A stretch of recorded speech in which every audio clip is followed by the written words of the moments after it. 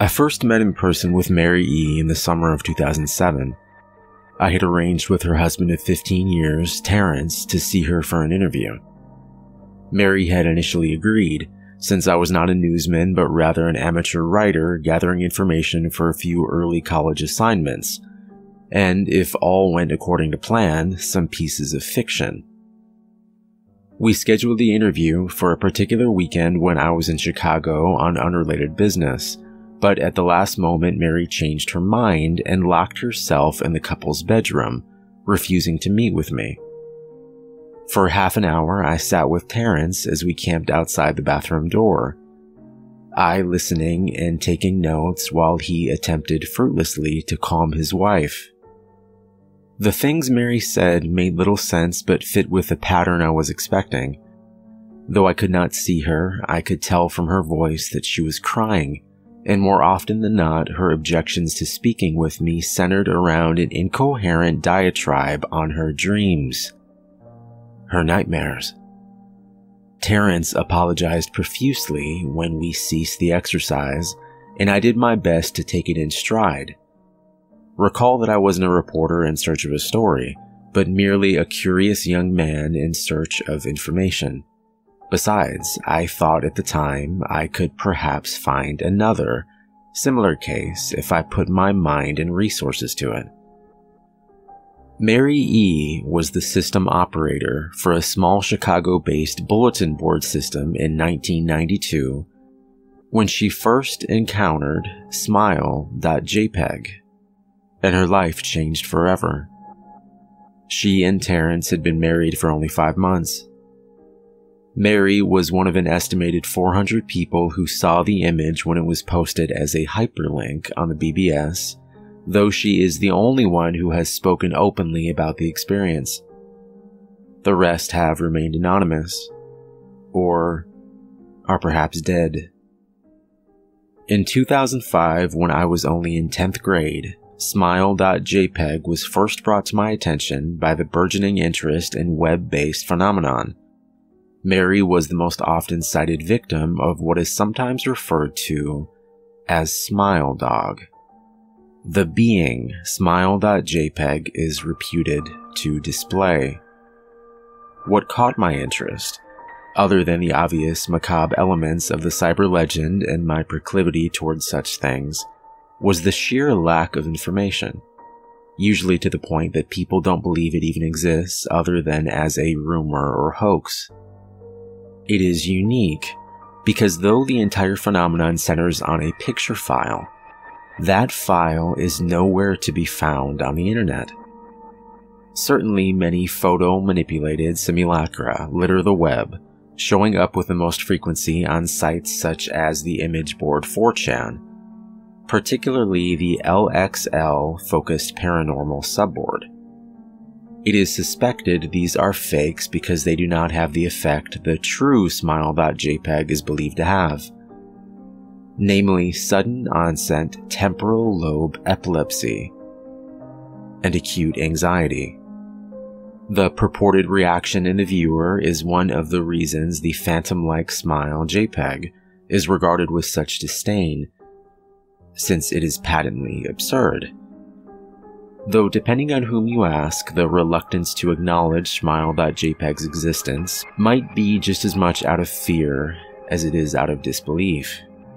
Neither Smile.jpg nor Smile.dog is mentioned anywhere on Wikipedia.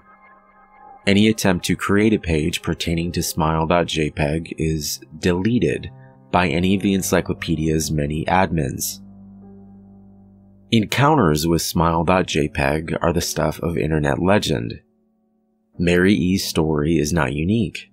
There are unverified rumors of Smile.jpg showing up in the early days of Usenet, and even one persistent tale that in 2002 a hacker flooded the forums of humor and satire website Something Awful with a deluge of Smile.dog pictures, rendering almost half the forum's users at the time epileptic.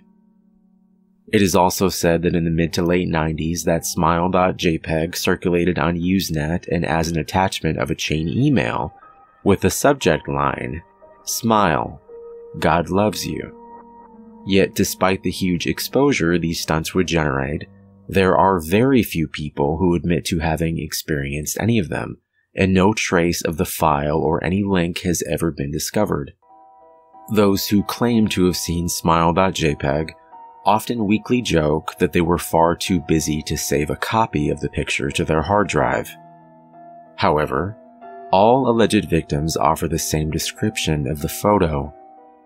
A dog-like creature, usually described as appearing similar to a Siberian husky, illuminated by the flash of the camera, sits in a dim room, the only background detail that is visible being a human hand extending from the darkness, near the left side of the frame.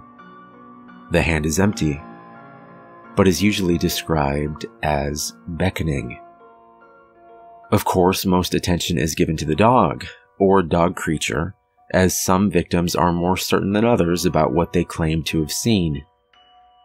The muzzle of the beast is reputedly split in a wide grin, revealing 2 rows of very white, very straight, very sharp, very human-looking teeth. This is, of course, not a description given immediately after viewing the picture, but rather a recollection of victims, who claim to have seen the picture endlessly repeated in their mind's eye during the time they are, in reality, having epileptic fits. These fits are reported to continue indeterminably, often while the victims sleep, resulting in very vivid and disturbing nightmares. These may be treated with medication, some being more effective than others. Mary E., I assumed, was not on effective medication. That was why, after my visit to her apartment in 2007, I sent out feelers to several folklore and urban legend-oriented news groups, websites, and mailing lists, hoping to find the name of a supposed victim of Smile.jpg who felt more interested in talking about his experiences. For a time, nothing happened, and at length I forgot completely about my pursuits, since I had begun my freshman year of college and was quite busy. Mary contacted me via email, however, near the beginning of March 2008. This is Mary's email. Dear Mr. L, I am incredibly sorry about my behavior last summer when you came to interview me. I hope you understand that it was no fault of yours, but rather my own problems that led me to act out as I did. I realized that I could have handled the situation more decorously. However, I hope you will forgive me. At the time, I was afraid. You see, for 15 years I have been haunted by Smile.jpg. Smile Dog comes to me in my sleep every night. I know that sounds silly, but it's true. There is an ineffable quality about my dreams, my nightmares, that makes them completely unlike any real dreams I have ever had. I don't move and I don't speak. I simply look ahead, and the only thing ahead of me is the scene from that horrible picture. I see the beckoning hand, and I see Smile Dog. It talks to me. It is not a dog, of course, though I am not quite sure what it really is. It tells me it will leave me alone if only I do as it asks. All I must do, it says, is spread the word. That is how it phrases its demands. And I know exactly what it means. It wants me to show it to someone else. And I could. The week after my incident, I received in the mail a manila envelope with no return address. Inside was only a 3.5-inch floppy disk. Without having to check, I knew precisely what was on it. I thought for a long time about my options. I could show it to a stranger, a coworker. I could even show it to Terrence, as much as the idea disgusted me. And what would happen then? Well, if Smile Dog kept its word, I could sleep. Yet if it lied, what would it do? And who was to say something worse would not come for me if I did as the creature asked? So I did nothing for 15 years, though I kept the diskette hidden amongst my things. Every night for 15 years, Smile Dog has come to me in my sleep and demanded that I spread the word. For 15 years I have stood strong, though there have been hard times. Many of my fellow victims on the BBS board where I first encountered Smile.jpg stopped posting. I heard some of them committed suicide. Others remained completely silent, simply disappearing off the face of the web. They're the ones I worry about the most. I sincerely hope you will forgive me, Mr. L, but last summer when you contacted me and my husband about an interview, I was near the breaking point. I decided I was going to give you the floppy disk. I didn't care if Smile Dog was lying or not. I wanted it to end. You were a stranger, someone I had no connection with, and I thought I wouldn't feel sorrow when you took the disk as part of your research and sealed your fate. Before you arrived, I realized what I was doing. I was plotting to ruin your life. I couldn't stand the thought, and in fact, I still cannot. I am ashamed, Mr. L, and I hope that this warning will dissuade you from farther investigation of Smile.jpg. You may in time encounter someone who is, if not weaker than I, then wholly more depraved. Someone who will not hesitate to follow Smile Dog's orders. Stop while you are still whole. Sincerely, Mary L. Terrence contacted me later that month with the news that his wife had killed herself. While cleaning up the various things she'd left behind, closing email accounts and the like, he happened upon the above message. He was a man in shambles. He wept as he told me to listen to his wife's advice. He'd found the disc, he revealed, and burned it until it was nothing but a stinking pile of blackened plastic. The part that most disturbed him, however, was how the disc had hissed as it melted, like some sort of animal, he said. I will admit that I was a little uncertain about how to respond to this. At first I thought perhaps it was a joke, with a couple belatedly playing with the situation in order to get a rise out of me. A quick check of several Chicago newspapers' online obituaries, however, proved that Mary E. was indeed dead. There was, of course, no mention of suicide in the article. I decided that for a time at least, I would not farther pursue the subject of Smile.jpg, especially since I had finals coming up at the end of May. But the world has odd ways of testing us. Almost a year after I'd returned from my disastrous interview with Mary E., I received another email. Hello. I found your email address through a mailing list. Your profile said you were interested in Smile Dog. I have seen it, and it isn't as bad as everyone says. I've sent it to you here. Just spreading the word. That final line chilled me to the bone. According to my email client, there was only one file attachment, called Naturally, Smile.jpg. I considered downloading it for some time. It was most likely a fake, I imagine. And even if it weren't, I was never wholly convinced of Smile.jpg's peculiar powers. Mary E.'s account had shaken me, yes, but she was probably mentally unbalanced anyway. After all, how could a simple image do what Smile.jpg was said to accomplish? What sort of creature was it that could break one's mind with only the power of the eye? And if such things were patently absurd, then why did the legend exist at all? If I downloaded the image, if I looked at it, and if Mary turned out to be correct, if Smile Dog came to me in my dreams, demanding I spread the word, What would I do? Would I live my life as Mary had, fighting against the urge to give in until I died? Or would I simply spread the word, eager to be put to rest? And if I chose the latter route, how could I do it? Whom would I burden in turn? If I went through with my earlier intention to write a short article about smile.jpg, I decided I could attach it as evidence.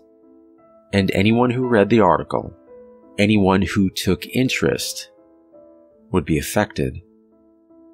And even assuming the smile.jpg attached to the email was genuine, would I be capricious enough to save myself in that manner? Could I spread the word? Yes. Yes, I could.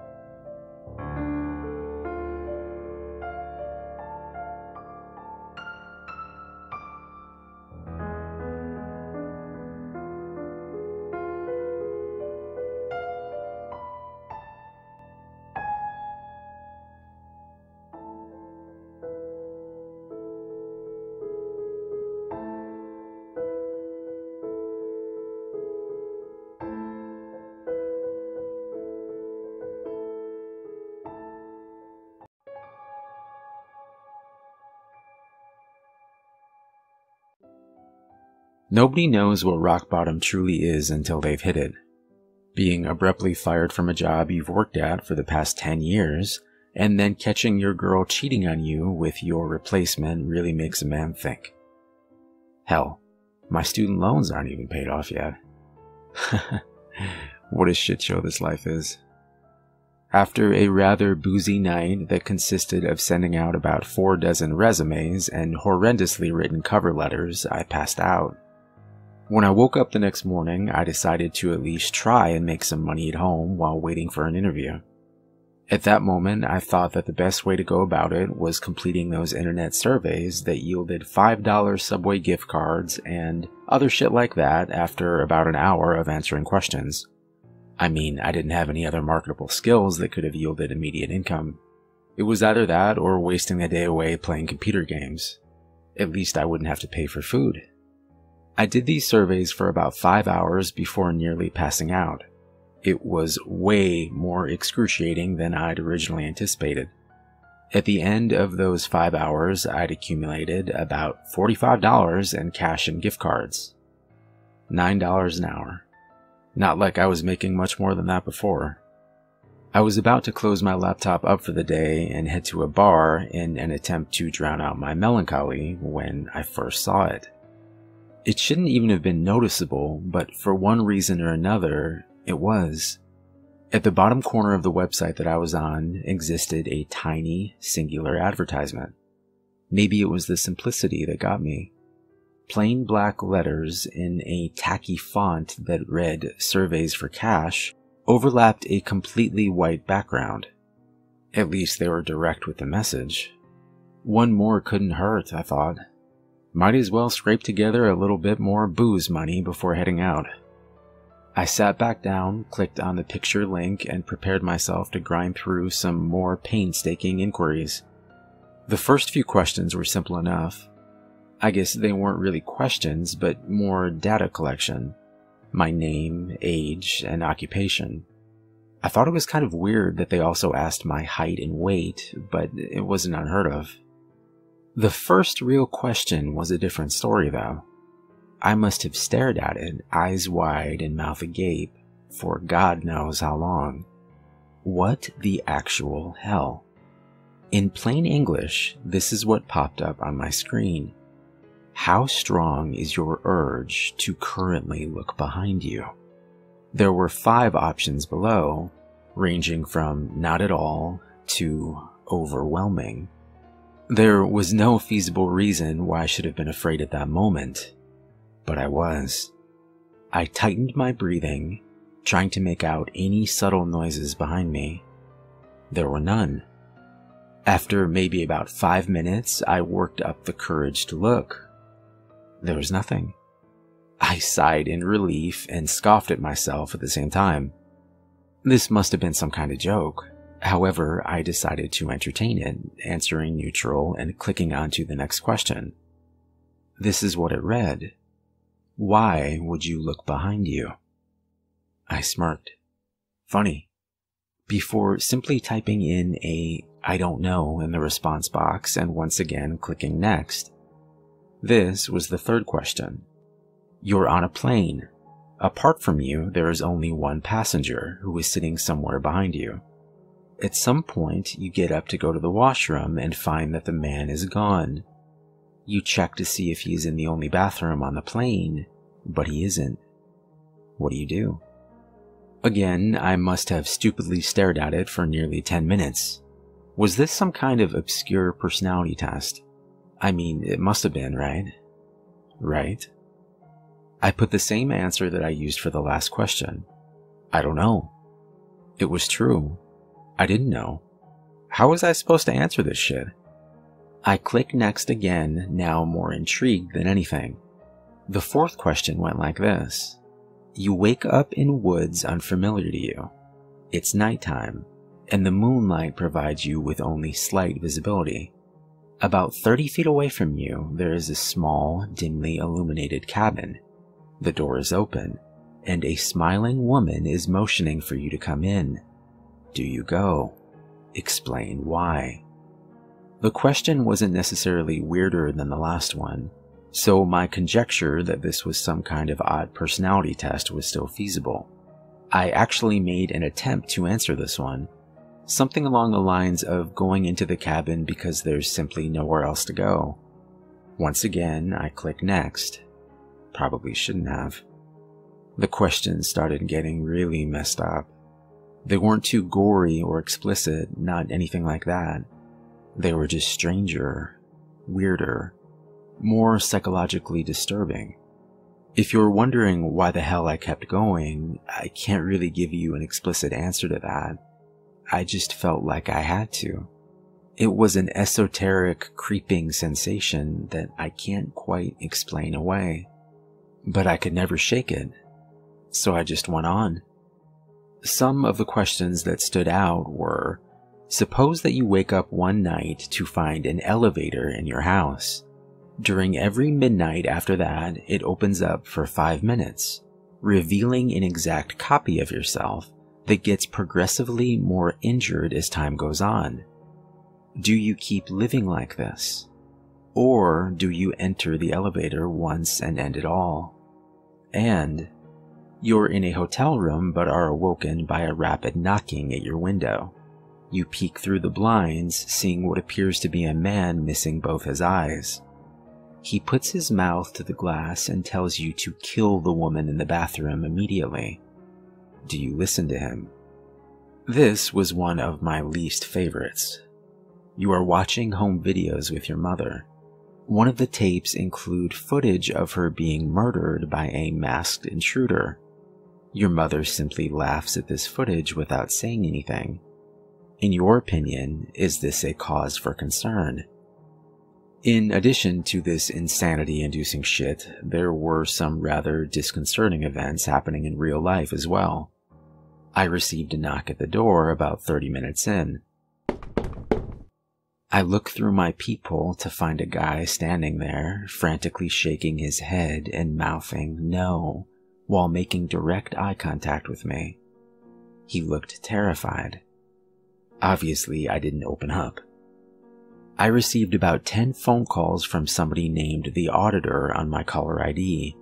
They left a message every time, but each one was just a recording that consisted of somebody saying numbers through heavy static.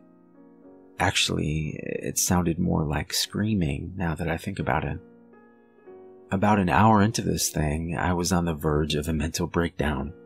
I was petrified of looking behind me, even though there was no indication that anything should have been there.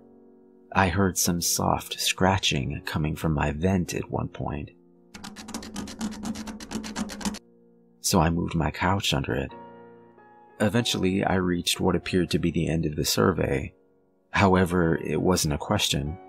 It was simply a statement. Don't let them in.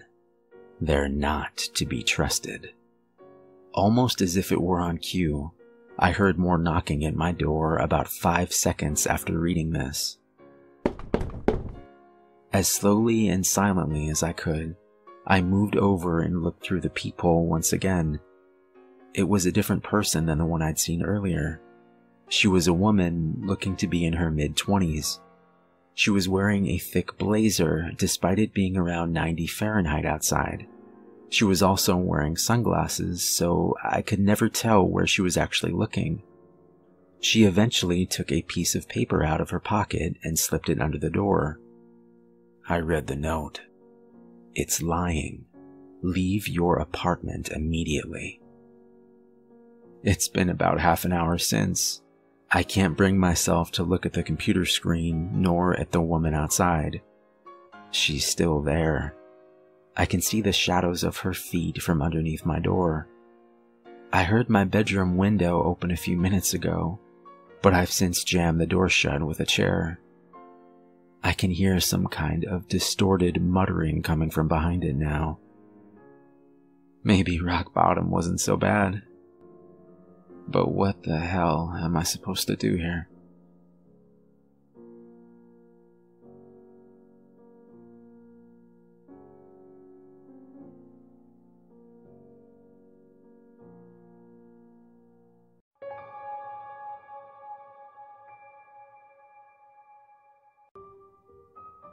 "12 seems to be the age when kids start putting the heat on their parents about the truth behind Santa.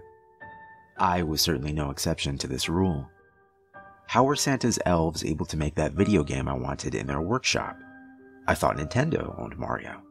Or how about the ever-infamous visiting every house in one night question? Did the Jolly Man own some type of time-extending device? Or perhaps the most obvious question of all, how could he have lived for so long? A lot of people say he trains apprentices who take his place every few decades. Others claim he's just immortal. As for everything else, magic seemed to be the universal lie everyone had agreed on. Whatever the case, I just went with the conclusion that it was my parents' doing. Of course, they deny it and claim ignorance if I confronted them, but it wasn't enough to dissuade my beliefs. So one Christmas Eve, when I couldn't sleep, as these questions danced among my dreams of sugar cereals and new games, I decided to investigate the noises coming from my living room. This time, surely, I would catch my dad or mom in the act of stowing presents under the tree. At least then they'd let me in on the truth. But as I entered the living room, I saw a man before me that I did not recognize. He was dressed in red and white, with a slightly overweight body, and he wore a stringy fake white beard. His hair, or what remained of it, was graying around the edges of his classic Santa hat, and his eyes were wide with fright as he dropped a present under the tree. Being the intuitive youth I was, I came to one of two conclusions. Either this was a home invader stealing my family's gifts, or this was the real Santa. I opened my mouth to scream, but the man rushed towards me and covered my mouth. "Shh, shh," he said, putting a finger to his mouth, trying to smile. Tears began to roll down my cheeks. I was petrified of this man. Then, slowly, he took back his hand and extended it towards me. "It's all right there, little one. You know who I am, right?" I nodded, not shaking his hand back. The trembling man nodded as well, then grabbed an empty sack lying on the floor and gestured to the tree. "Look, see, I bring gifts. Now run along to bed, or I might have to put you on the naughty list. Ho ho ho. He started drifting towards the deeper, hearty voice, normally associated with Kris Kringle, but I wasn't fooled. Regardless, I wiped my eyes and began to step back from the living room, trying to create some distance between me and the stranger. The man simply watched, wiped his brow, and proceeded to approach the fireplace. I stopped and observed, confused as to how he was going to leave my house, but a blast of green flames erupted from the chimney, and the man fell back to the floor. I couldn't see his face, but I'm certain it was twisted in fear like my own. A massive, bony hand spawned from the fire, and the arm that followed was draped in raggedy fur. Then another arm, and then the skull of some wild creature with 2 large horns followed, nearly as large as the fireplace itself. The bones popped and snapped as it slammed its hands onto the floor. The entire monster was engulfed in the flame, yet it did not seem to burn anything in the house. Eddie, the monster declared, speaking to what I guessed to be the man on the floor. No, I did my part, see? 10,000 houses, just like you said, right? 10,000, I did my part. And yet you allowed a human child to see you. You know the rules. Look, I've learned my lesson. I'm sorry, I made a mistake. Just let me go, please. I delivered all the... Let you go? Did you let that woman go, Eddie? I don't seem to recall you letting her go. This was your second chance, and you've wasted it. What are you gonna do? Eddie whispered. I could make out his quaking figure being overshadowed by the creature in the fireplace. The next sound to be heard was a crunch, with a soft beginning and snapping finish. I jumped as the sound repeated a few times, finally letting out a shaky breath. I prayed in my head that it wasn't what I thought, but when the creature reared its head towards me, I saw the red and white pants hanging from its mouth as it chewed on Eddie's corpse, then watched it slurp up his legs like strands of spaghetti. I covered my eyes and tried to tell myself it wasn't real, and after a quiet minute, I peeked between my fingers to see the monster staring back at me from the fireplace. The pace of my breathing grew quicker and sharper, my eyes unable to escape from the grasp of those empty eye sockets. Now run off back to bed, little one, or else I might put you on the naughty list. My legs finally found the strength to leave, and I sprinted from my parents' room, diving into the sheets with them. There wasn't a trace of the events of the night before when my family went down to the tree the next morning. There was even a little note next to an empty glass and a half-eaten cookie on the table. Have a Merry Christmas. Signed, Santa Claus. As much as I tried to take in the warm, comforting atmosphere that came with Christmas Day, I couldn't stop watching the fireplace, terrified that the monster would return. At the least, now I knew the truth about Santa Claus.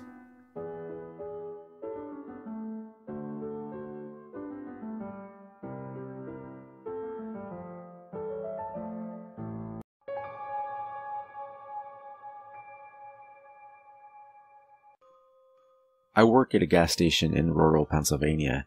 It's a boring job, but it's pretty easy and it pays alright. A few weeks ago, this new guy started. I'll call him Jeremy. Jeremy is weird. He's about 25 or 26 and he hardly speaks, but he's got the creepiest laugh I've ever heard. My boss and I have both noticed this, but it's never been a problem, so there's not much we can do about it. Customers have never complained about him, and he's always done his job fairly well. Up until a few weeks ago, anyway. That's when things started going missing.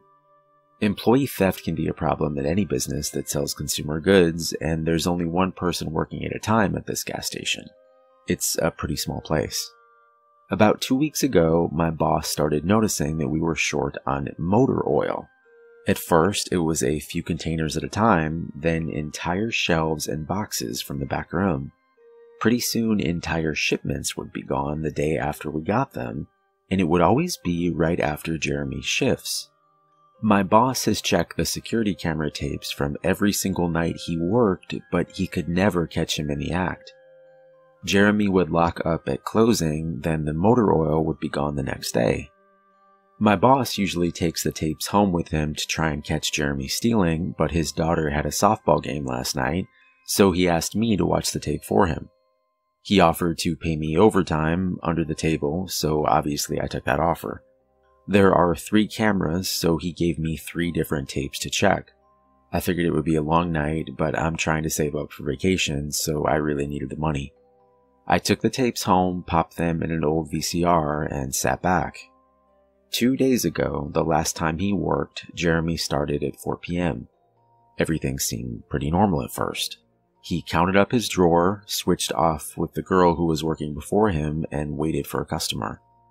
The first person who came in was Miss Templeton. The timestamp on the video read 4:03, a regular. She picked up her cigarettes and a newspaper and paid with a 20. Nothing unusual there. The next customer was some local guy named Ron. He drives a motorcycle, usually comes in every few days. He filled up his tank, got a bag of beef jerky, paid with his credit card, and then left. Next was some guy with a cowboy hat.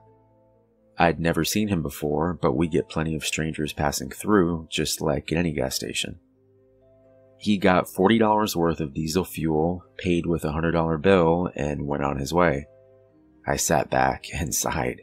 The only thing more boring than doing this job is watching someone else do it. My boss's offer was enough to keep me watching though, so I left the tape on. Everything seemed pretty normal. I had a feeling that if Jeremy was stealing motor oil, he knew we were suspicious of him by now. I didn't expect him to be dumb enough to let us catch him on camera. Things stayed boring and routine until about 5 o'clock. At 5:03, Mrs. Templeton came back in. She must have forgotten something. But she didn't. She bought the same pack of cigarettes as before and the same newspaper. She paid with another 20. That's odd, I thought. But then again, she's a little absent-minded. I thought Jeremy should have told her that she already got her smokes, but it's not against the rules to sell somebody the same thing twice. That's when Ron came in again. He bought another tank of gas for his motorcycle again. I later checked the outdoor camera because I thought maybe he had another car he wanted to fill up. And the same pack of beef jerky. He paid with the same credit card again. No big deal. I figured this was just a weird coincidence. Miss Templeton is forgetful, and Ron probably owns more than one Harley. That's when the guy in the cowboy hat came back in. I felt a chill run down my spine. Don't get diesel, don't get diesel. I found myself whispering to an empty living room. But he did. He got $40 worth of diesel fuel and paid with another $100 bill. Every move he made was identical to his first visit, right down to the way he scratched his nose before he walked out. Either this guy is rich, owns a lot of trucks, and just moved into town, or something really bizarre was happening. I kept watching. Every customer for the next hour was the same as before. Every single one. I was seriously freaked out. And then at 6:03, Miss Templeton walked back in. She bought her cigarettes and newspaper again and paid with a 20 again. I thought I was going to lose it. I only watched another half hour before I started fast forwarding through the rest. It was all the same. Every customer would come in at the exact same times, exactly 1 hour apart. Now, I know what you're thinking. That sneaky son of a bitch Jeremy had messed with the tapes.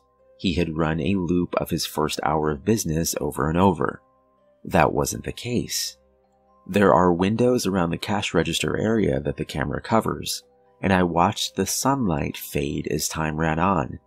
Jeremy's routine didn't loop over. He swept, mopped, restocked, and did all his duties exactly how you would expect. But the same customers kept coming in. I was panicking at this point. Something was seriously wrong with what I was seeing, and I had no explanation for it. I skipped ahead to when he locked up and walked out to his car.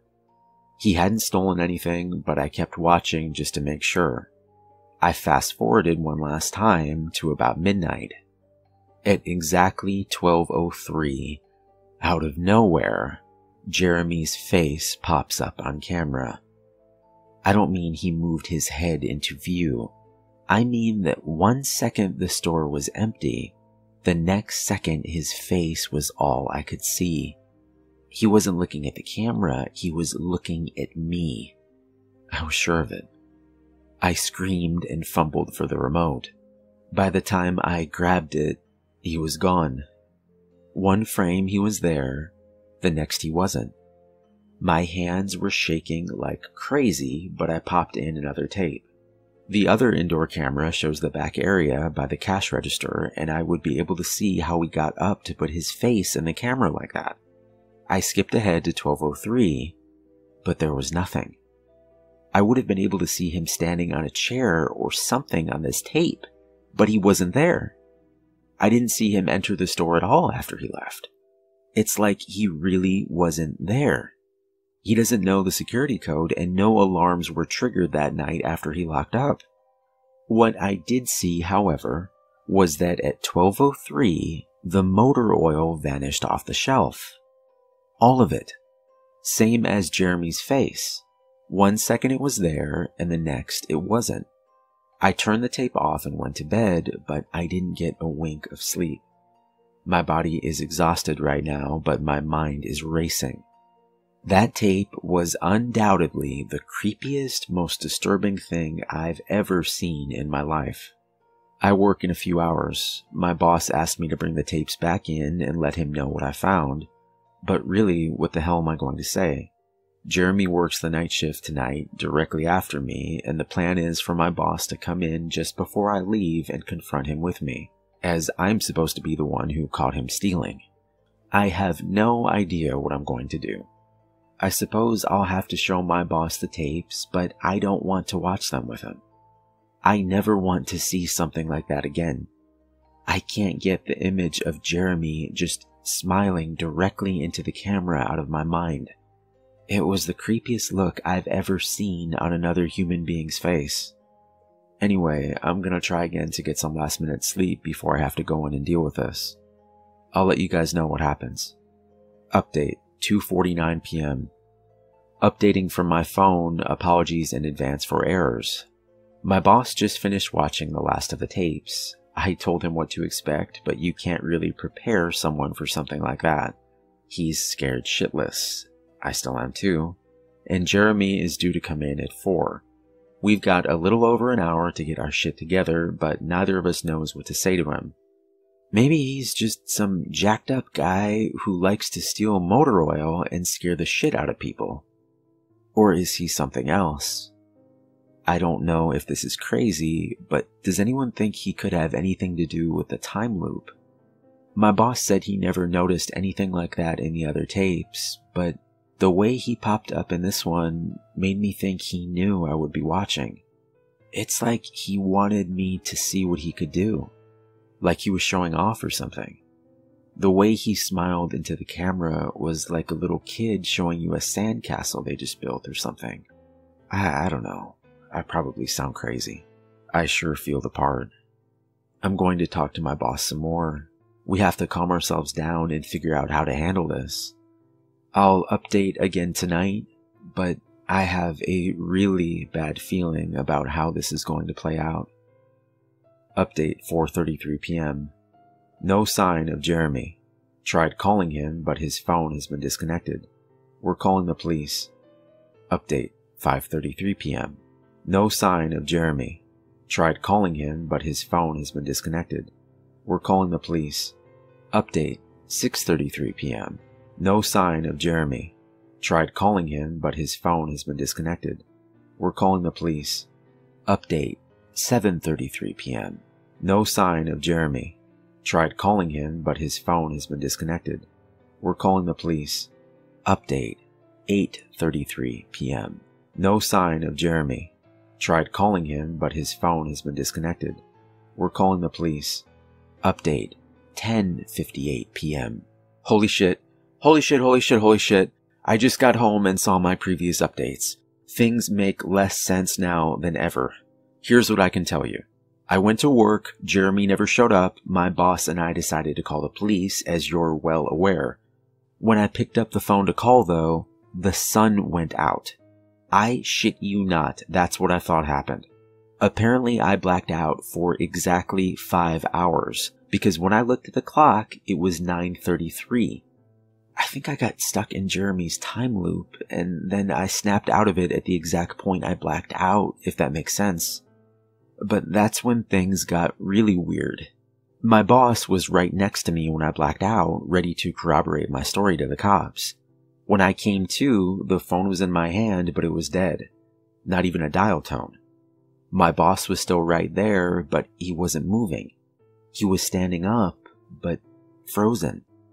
I looked at the clock again, and it wasn't moving. The second hand was stuck on the 12. It was 9:33 exactly. The clock on the register wasn't moving either. My phone was frozen. There was even a customer at the register waiting for my boss to get him cigarettes. I'm betting that would have been his 5th pack of the day. I got the hell out of there. Didn't lock up, didn't turn the lights out, and sorry guys, I didn't grab the security tapes to upload on the internet. Believe me, that was the last thing on my mind. The gas station is on a major highway, and cars were parked all along it. Except they weren't parked. They were frozen.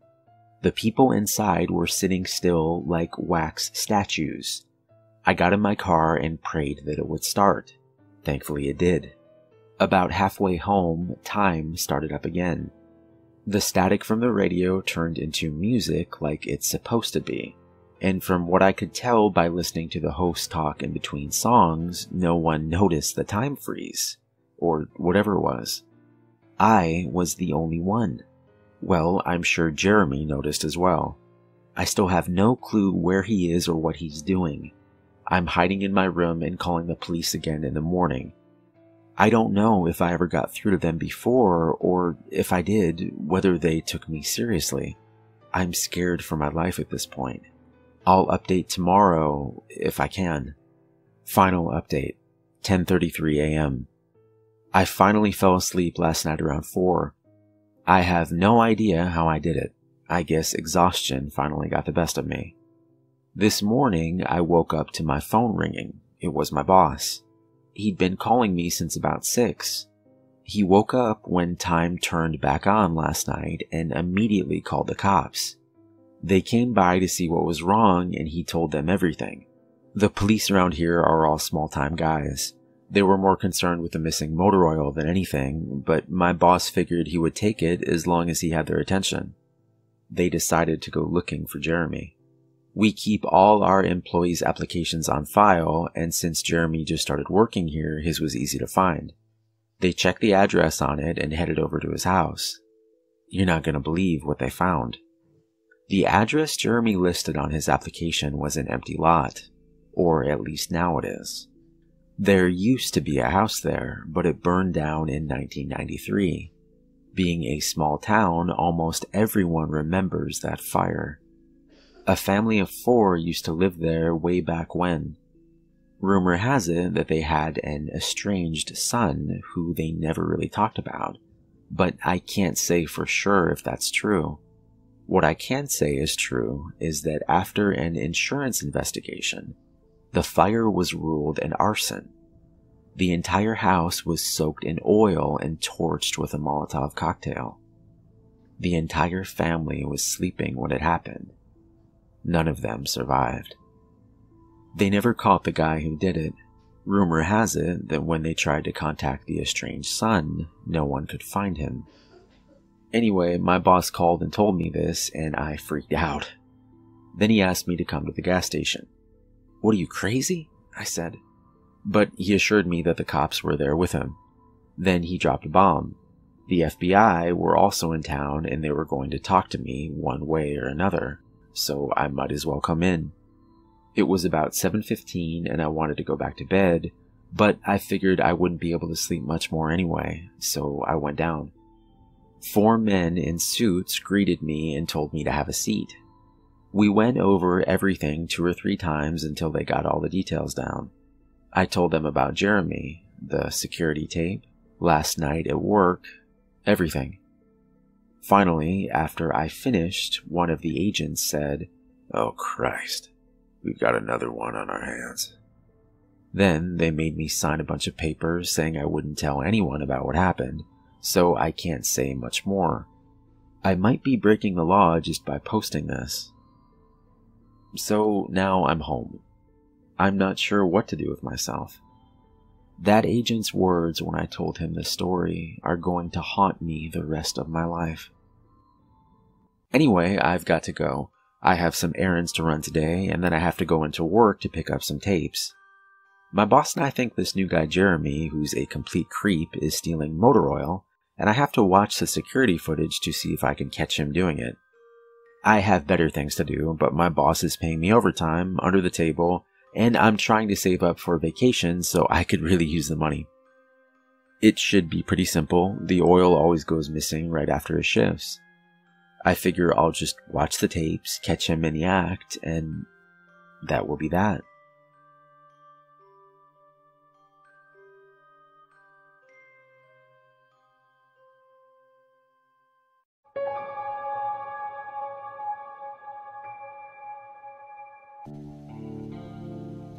This recording is from my son. I never thought I would tell you these stories, but Doc says I don't have much time left. And you should know where you come from. Not everything in this world is as it seems. When I was a boy, your great-grandfather Chester decided he was going to teach me the value of a hard day's work. A man's work, he called it. My father was out of town. His brother had become ill, and my father had gone to help him. Mother wasn't thrilled with the idea of me going down into the mines, but she trusted my grandfather Chester. She gave me a hug, stared up at Chester, and told him to keep a close eye on me. He laughed and told my mother, "He'll be fine. I won't let nothing happen to the little fella. A day's work will be good for him." My mother watched as my grandfather and I walked down the dirt road towards town. There, we would catch a ride up to the old Quinnamont mine. It was one of the oldest coal mines in West Virginia, and my grandfather had been working there since before I was born.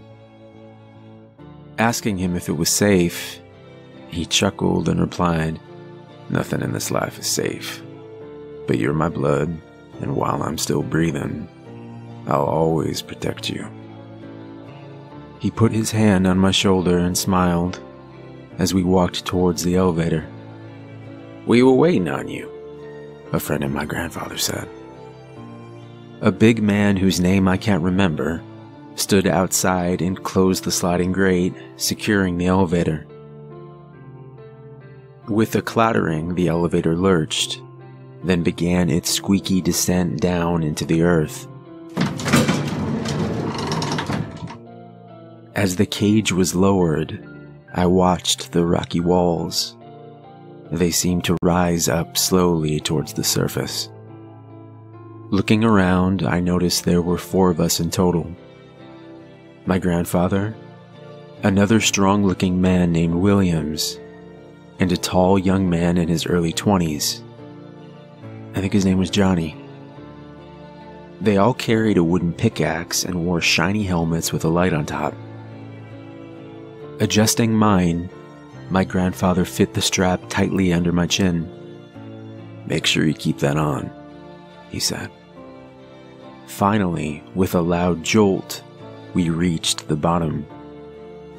I followed the 3 men out into the darkness.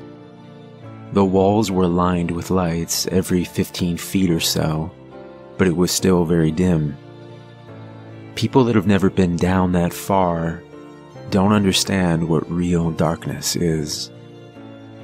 If those lights were to go out, you couldn't even see your hand in front of your face.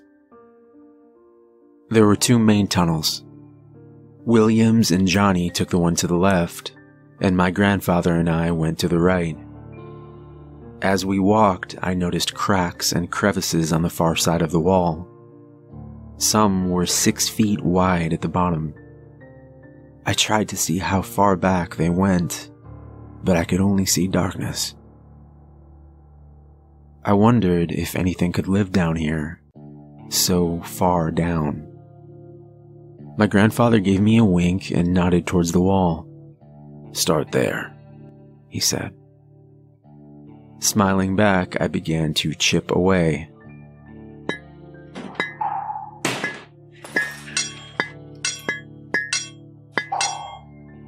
It was harder than I thought, but it was fun working next to my grandfather. I always wondered what it was like to work down in the mines. We worked together for most of the morning, taking breaks often for water and to rest. I was getting hungry and was just about to ask if we could stop for lunch when I heard a low rumbling. My grandfather looked at me almost in disbelief. Then he grabbed my shoulder and pushed me into a large crevice in the wall. He used his body to block the opening from falling rocks. After a few seconds, though, the shaking stopped. Checking to see if I was all right, my grandfather said, "Come on, let's go look for the others." We stood up and went quickly back down the tunnel, stepping over the large stones that now littered the path in front of us. Stopping at the entry to the other tunnel, my grandfather called out, "Will! Johnny!" There was no answer. When we got to the end, some of the dust had begun to clear. Stopping, we saw the two men. Williams, the older man, had been buried under an enormous boulder. He was dead. Johnny, on the other hand. "What?" my grandfather said. The dust had cleared enough to see as he stared at something on top of Johnny. It was half the size of a man and looked like a spider, but it had a face. It sunk its fangs into Johnny, who looked to be alive but paralyzed. Letting out a noise, it saw us. My grandfather pushed me behind him. "Run," he said. I looked back up at him, frozen in place, and then I ran. Looking back down the tunnel, I saw my grandfather running towards the creature. I stopped in horror as I saw it sink its fangs into his shoulder. But my grandfather was a strong man, and still able to move, he jammed the pickaxe into the thing's abdomen. Its scream echoed off the walls. It threw him hard against the wall, and he slid lifeless to the floor. Then it turned its eyes to me. I ran down the tunnel towards the elevator, with that thing running behind me, its many legs pattering on the dirt floor. I think my grandfather had wounded it, because I was able to make it to the elevator. I struggled to close the grate all the way down when the spider got one of its limbs underneath and inside the elevator. The hair on its leg brushed against my skin. I climbed up as high as I could on the metal grating of the cage, but I knew I had nowhere to go. It was then that I saw my grandfather's face, twisted in pain and rage. He jammed the pickaxe into its neck. Struggling to free itself, it fell back to the floor as he stabbed it again and again, until it stopped moving. My grandfather struggled to the elevator and closed the grate in front of me. "What are you doing?" I asked him. "Get in.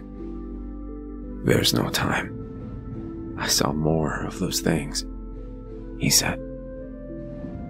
I remember him pressing the button as I cried out to him. The elevator starting to make its way up towards the surface. I could tell he was struggling to move. I think the venom had partially paralyzed him. The last thing I saw was my grandfather limping over to the supply area and grabbing a stick of what must have been dynamite. I watched him as he held up a match and made sure I made it to the surface. The last thing I remember was him forcing a smile and winking. I made it to the top, and the big man opened the cage as I yelled back at him to go help my grandfather. Then the earth shook again. This time, it was worse. Your great-grandfather had blown the mine with him still inside.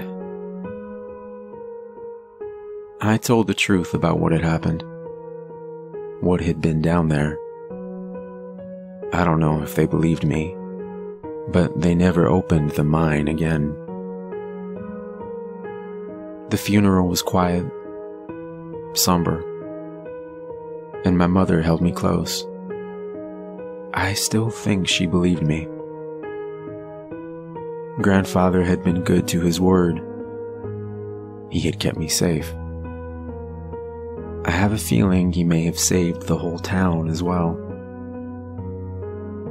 Anyway, I'm rambling. That's what happened. Well, it's the first of many things that happened. If I make it a little longer, I'll record more stories. If this is it, I hope you listen. I'm sorry I can't be there to watch you grow up. Listen to your mother.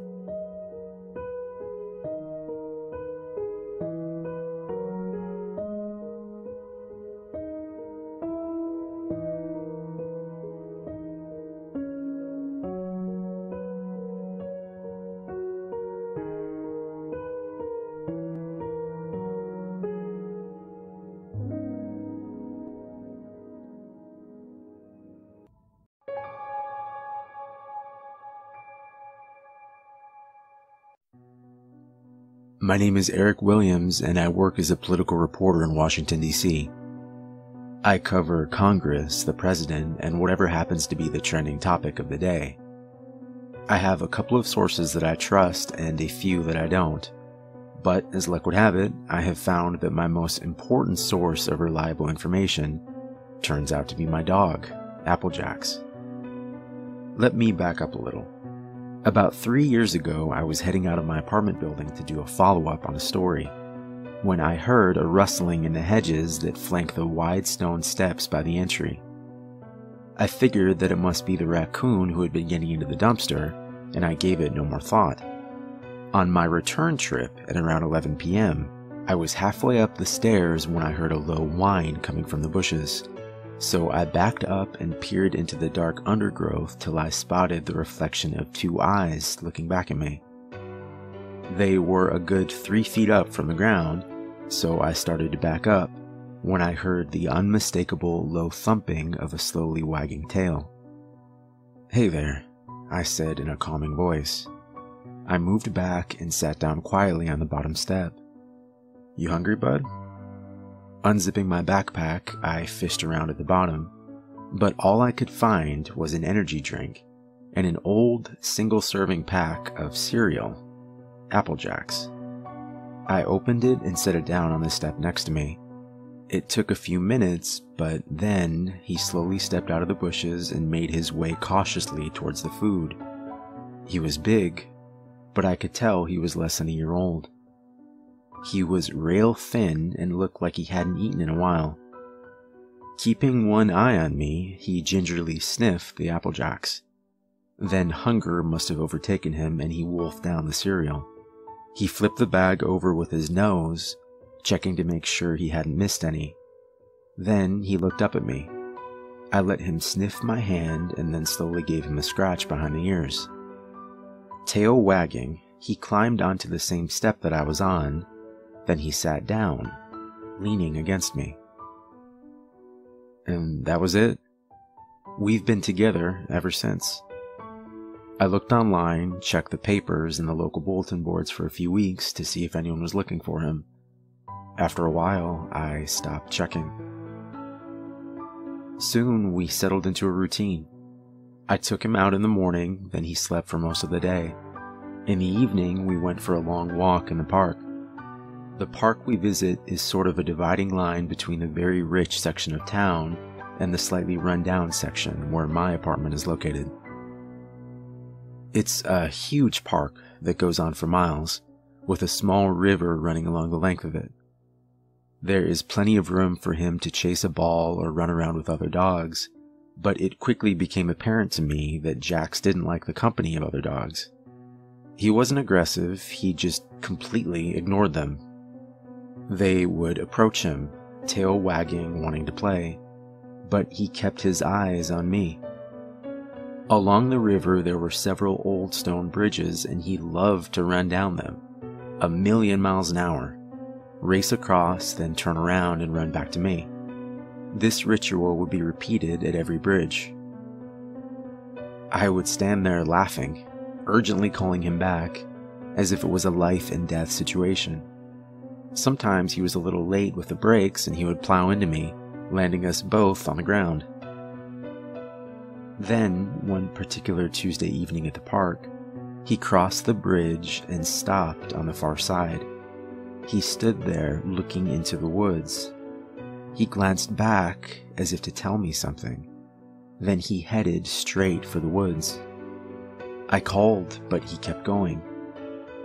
By the time I made it across the bridge, all I could see in the distance was a man kneeling over something on the ground. So I ran. "What happened?"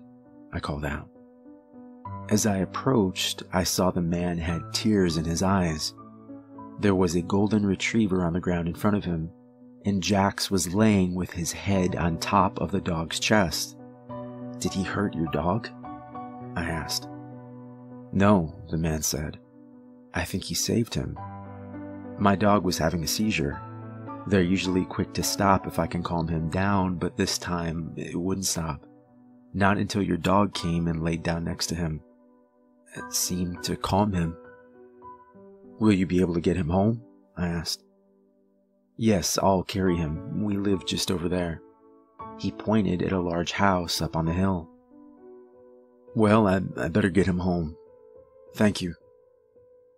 About a week later, the man with the golden retriever spotted us at the park. He waved and walked over with his dog. It turns out he was looking for us. It turns out his name was Gregory Williams. It turns out he was just elected to the House of Representatives. I am buying Jax a triple cheeseburger on the way home. Maybe two. Since then, Gregory and I met at the park every Tuesday, and we've become good friends. The dogs play together while we talk, and once in a while, he'll give me a heads up on a story. I'm always careful to keep his name out of it. Months went by, and the first Tuesday in December rolled around. We met at the park as usual. While the dogs played, Gregory told me that he was leaving early for Christmas break, taking his family up to a cabin in Colorado. He invited me to come, with Jax, of course. I said that sounded great, but I couldn't take that much vacation time. He told me nothing's happening in DC until after the holidays. Here. He reached for my phone and entered a number. That's the phone to the cabin. Get away as soon as you can. Drive up to Colorado Springs and call me. I'll direct you to the cabin. Make sure you bring Jax and anyone else you like. I mean it. Please come. My wife and kids are dying to meet the hero that saved our dog. And you." I laughed. "Okay, I'll try." He looked at me, paused, then said, "If you get there by the 15th of December, I'll give you the story of a lifetime." Then he nodded and walked away. His dog followed behind. I stood there silently watching him go. Back in my apartment, I poured scoops of dog food into Jack's bowl, and I heated up some leftovers for myself. I had an interview tomorrow morning with Senator Susan Collins, the chairman of the Housing and Urban Development Committee, so I sat down on my computer to finalize my questions. I turned on the local news as background noise while I worked. There had been 2 shootings and a robbery nearby. A 10-year-old had gotten lost and then was found safe at a local Walmart, and skywatchers may have a spectacular show in 2 weeks when a comet makes its closest approach on the 16th of December. Jax was sound asleep by the time I finished up and went to bed.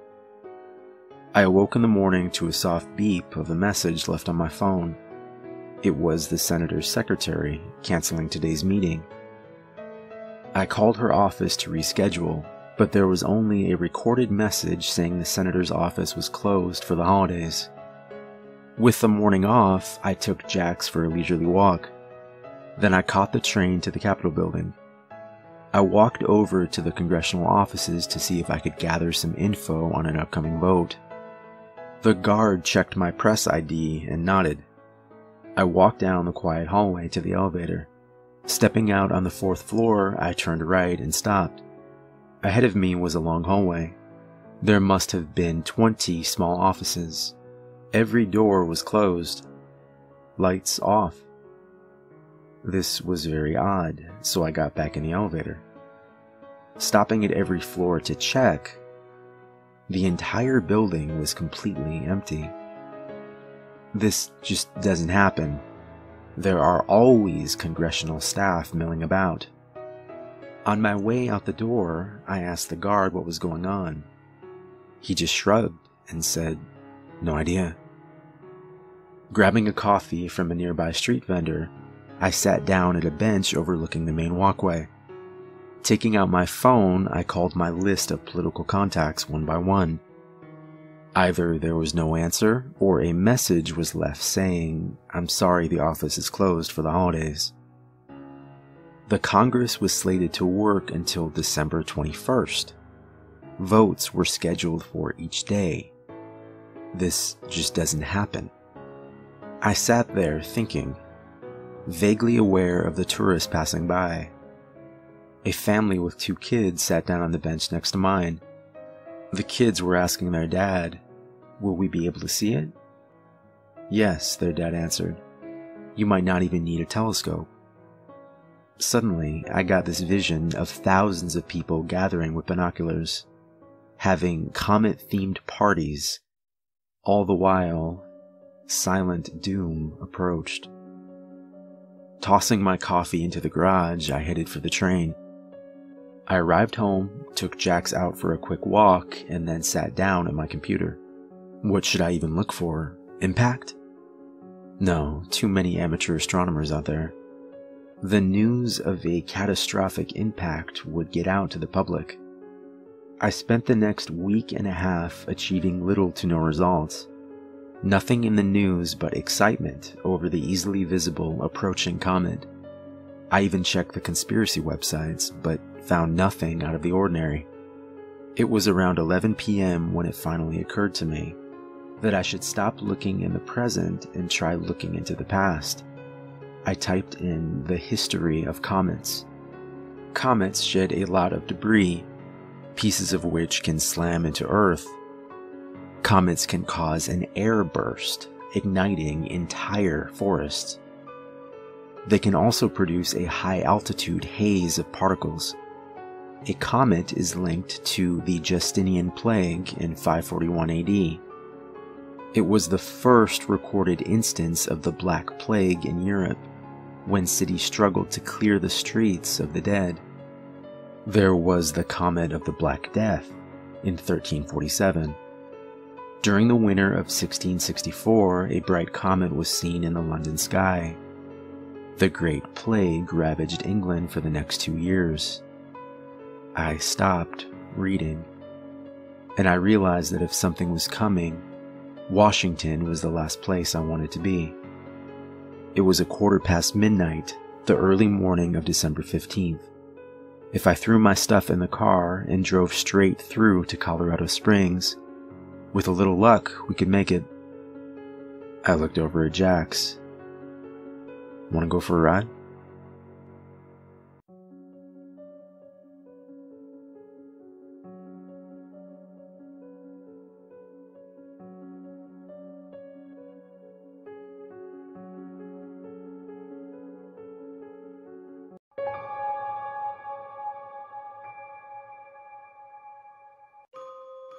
I was a child when I first got my dog, Paws. My father was away on a business trip. He went on a lot of those, and somehow I convinced my mother to get a dog. We went together to the pound, and there he was. This pathetic-looking thing huddled in the corner by the concrete walls. He reminded me of myself. I didn't have a lot of friends, and I kind of felt like he looked. Weak. Sad. Well, he waddled over to me, licked my face, and that was that. He was my best friend. Well, nothing happened for about a year as Paws grew up. He turned into a rather strong-looking dog, a big change from him being this pathetic thing slumped over in the corner. A year after I brought him home from the pound, I heard a knock on the door. Walking over, I saw an old, harmless-looking man with gray hair smiling through the glass. I smiled back, opened the door, and before I could even say hello, Paws leapt onto him and bit deep into his face. I tried to get him off, but he just kept tearing away at the old man's flesh. We lived in the city, and a police officer happened to be patrolling nearby and hear the commotion.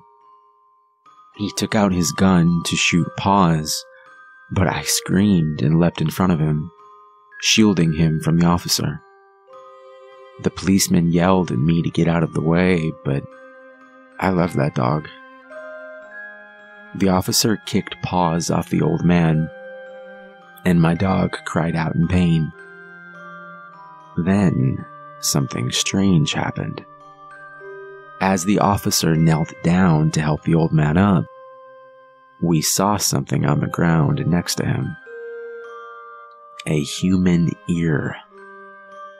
The policeman and I just stared at the ear. Then we both looked at the same time back up at the old man. Had Paws torn his ear off? But no. The old man, though bloodied, sure enough had 2 ears. The officer and I stared at each other, both a little confused, and that's when the old man took off, running down the driveway. I watched as the police officer paused for a few moments, then put 2 and 2 together. Something wasn't right here. He chased down the old man and pinned him up against the wall, cuffing his hands and calling for backup. It wasn't until a week later on the news I found out that that old man had been collecting the body parts of little boys. He was indeed a monster. There were 2 other occasions as well, one when I was a little older. I would walk Paws in a park near our home. The funny thing was this park was packed with people, so you'd think it would be safe. Well, every time I would take him, there was a beautiful older woman just sitting on a bench on the far edge of the park. She looked a bit out of place, but she seemed harmless, as she would smile and say hello. From the first time Pa saw her, sitting on that bench, he lowered his head and growled deeply. I figured it was nothing. The last time he had growled had been the old man, but this just must be a coincidence, right? Well, I was wrong. The next day in the park, the woman was nowhere to be seen, and Paws ran over to the bench where she would sit and began to dig. I tried to stop him, but before I could, I saw a bone. It looked human. He kept on digging, and the police were called. A few days later, again on the news, it turns out that that beautiful woman had murdered her husband and 2 children last summer, burying them in plain sight, right in the park. Well, many years have passed and Paws is older now. 13, actually. He doesn't walk as well as he used to. He can barely see anymore, and his eyes are cloudy, as if a mist is covering them more and more. I can barely stand the thought of losing my best friend. Well, I met Colleen about 5 months ago, and she is everything I could ever want. Smart, beautiful, kind, loyal. She's wonderful. She even volunteers at a home for sick children who are dying. She stays with them as they go through their last moments. It's amazing the type of woman that she is. I'm so lucky. Well, I had just proposed the week earlier and couldn't wait to introduce her to my parents. And, of course, Paws. We flew across the country, holding hands the whole time on the plane flight like we were teenagers. When we got there, we got in a cab and headed over to my parents' home. Opening the door, my mother smiled and instantly gave Colleen a hug. My father walked over behind her, smiling as well, and told her welcome to the family. John has said such wonderful things about you. I asked about Paws, and they said nothing. Knowing how much I loved my dog, they were dreading telling me the news. They had taken him to the doctor, and he would have to be put to sleep in the morning. The doctor had nodded when they explained how much I loved Paws, and that they wanted him to pass away at his home. He was in the other room, laying on a blanket and sleeping. He couldn't walk anymore, and hadn't opened his eyes for a couple days. Colleen gave me a hug, as she knew how much he meant to me. Fighting back tears, I nodded to my parents and walked with Colleen into the guest bedroom, where my best friend was laying down. I put my hand on his back and put my forehead against his. His eyes were closed, but as I continued to talk to him, he slowly opened his eyes. Barely able to move, his tail started to wag slowly, and he dug his head into my chest. And we both just sat there, together. My protector. It was then I heard footsteps behind me, and remembered that Colleen was here too. I had forgotten all about her. Paws turned his head and looked at Colleen through his cloudy eyes.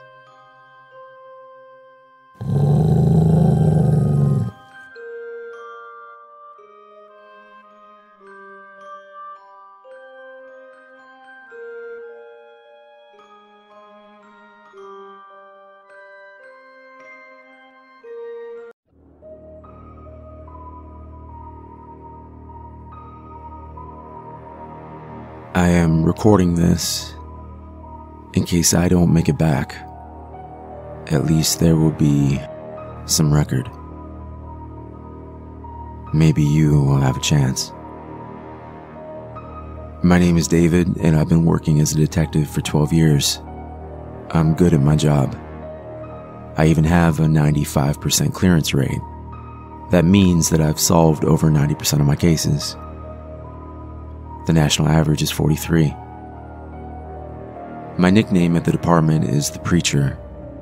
Funny, 'cause I don't even believe. Before my father died, though, he gave me the cross he always wore and made me promise I would never take it off. Any other time, I would have argued with him. Whenever I look in the mirror and see it, I tuck it away under my shirt. It always seems out of place, like it doesn't belong. I mention it because, well, because of what happened last Thursday. Thursday night, a case was reassigned to me. A woman had been found dead in the basement of an abandoned church. Her body had already been taken to the coroner, so I made myself a cup of coffee and grabbed my jacket on the way out the door. While I waited for the coroner to return, I examined the dead woman. Slowly moving around the table, I saw no obvious cause of death. Pretty, 20s, blonde, no blood under the fingernails, no signs of struggle. Nothing. So I walked over to one of the metal chairs, sat down, and waited for him to return. I closed my eyes for a moment, giving them a rest from the harsh glare of the overhead lights. When I glanced back at her, that's when I saw 2 marks on her neck. How had I missed them? I walked to her side, not taking my eyes from the 2 marks on her throat. But as I leaned down to examine her, I found myself looking at nothing. There was nothing there. I thought of the scene of the homicide, an old abandoned church on Canal Road. A homeless man had been sleeping in the choir loft when he heard a woman screaming, so he ran outside and eventually flagged down a passing police car. They found her on the stone floor of the church basement. I watched the sun go down as I drove over to the scene of the church, where the woman had been killed the day before. All the other officers had left, and I was alone, in the quiet. Pushing open the large oak doors of the church, I stared up at the altar. It had been many years since the place had been abandoned. Maybe it was the cold, stone face of the statue staring down at me, but I began to feel uneasy. I pulled myself together and headed down the stairway at the back of the church. It was pitch black, and as my flashlight flickered, I cursed myself for not bringing an extra one. I made my way down the circular stone stairway and found myself in front of a heavy oak door. A large carving of a cross had been scratched out. Pushing the oak door open slowly and with some effort, I peered into the darkness of the basement. Ducking under the caution tape, I saw an old candle and a set of matches nearby. Striking a match, I lit the candle and illuminated the room before me. Although the body had been removed, I could still feel a sense of death around me. Kneeling down to examine the chalk outline on the ground before me, I put my hand where her body had been and closed my eyes, trying to picture her last moments. Something dark flashed inside my mind, and I got this feeling like something lives here and maybe it's coming back. Pushing those thoughts out of my mind, I examined the room carefully and found two things of importance. The first, a silver cross, like the one my father had given me, on the ground of the basement. While a cross in a church is nothing out of the ordinary, this one was different. Its surface was burnt, charred, like it had been set on fire and just left to burn. I picked it up carefully and bagged it as evidence. Using the candle to light my way, I came across something else out of place. A word scribbled on the wall, barely even visible in the darkness. I wrote the letters into my notebook. Utarevson. Later that night, back at home, I sat in front of my desk and stared at the burnt cross. Opening up the notebook, I tried to make sense of the letters on the wall. Maybe it had been there for years. Utarevson. As I stared out my kitchen window into the darkness of the forest, it occurred to me that maybe the letters were mixed up somehow. Moving the letters around for a few minutes, I realized I had neglected to do the most obvious thing. Maybe the word was backwards. As I wrote the word out, my excitement was gone as quickly as it had come. A sense of dread came over me as I looked down at my notebook. Nosleep. This will be the end of my recording for tonight. I'm going back to the church. I have to. There has to be some explanation. God, I hope I'm wrong. If I make it back, I will record another update. But if I don't, maybe you will be able to pick up where I left off. Nosleep.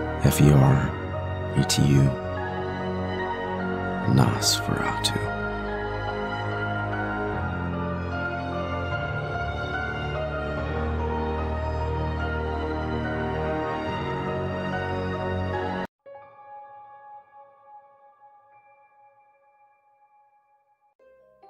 My work friends and I were at our favorite pub last night. Not a really fancy place, but, cheap beer and close enough to home that I don't have to drive. The night started out normally enough. The four of us crammed into a small table off in the corner, mostly talking shop and shitting on our boss. Being this was the middle of the week, there weren't too many other people around, maybe around 8 or 9 others in the whole place. Everybody just kind of keeping to themselves, sort of people you'd expect to see in a pub on a Wednesday.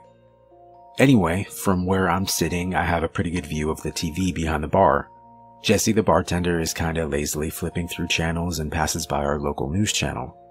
There's a brief burst of orange and red on the screen, which I register as a fire happening somewhere, which then disappears as Jesse switches over to the next channel.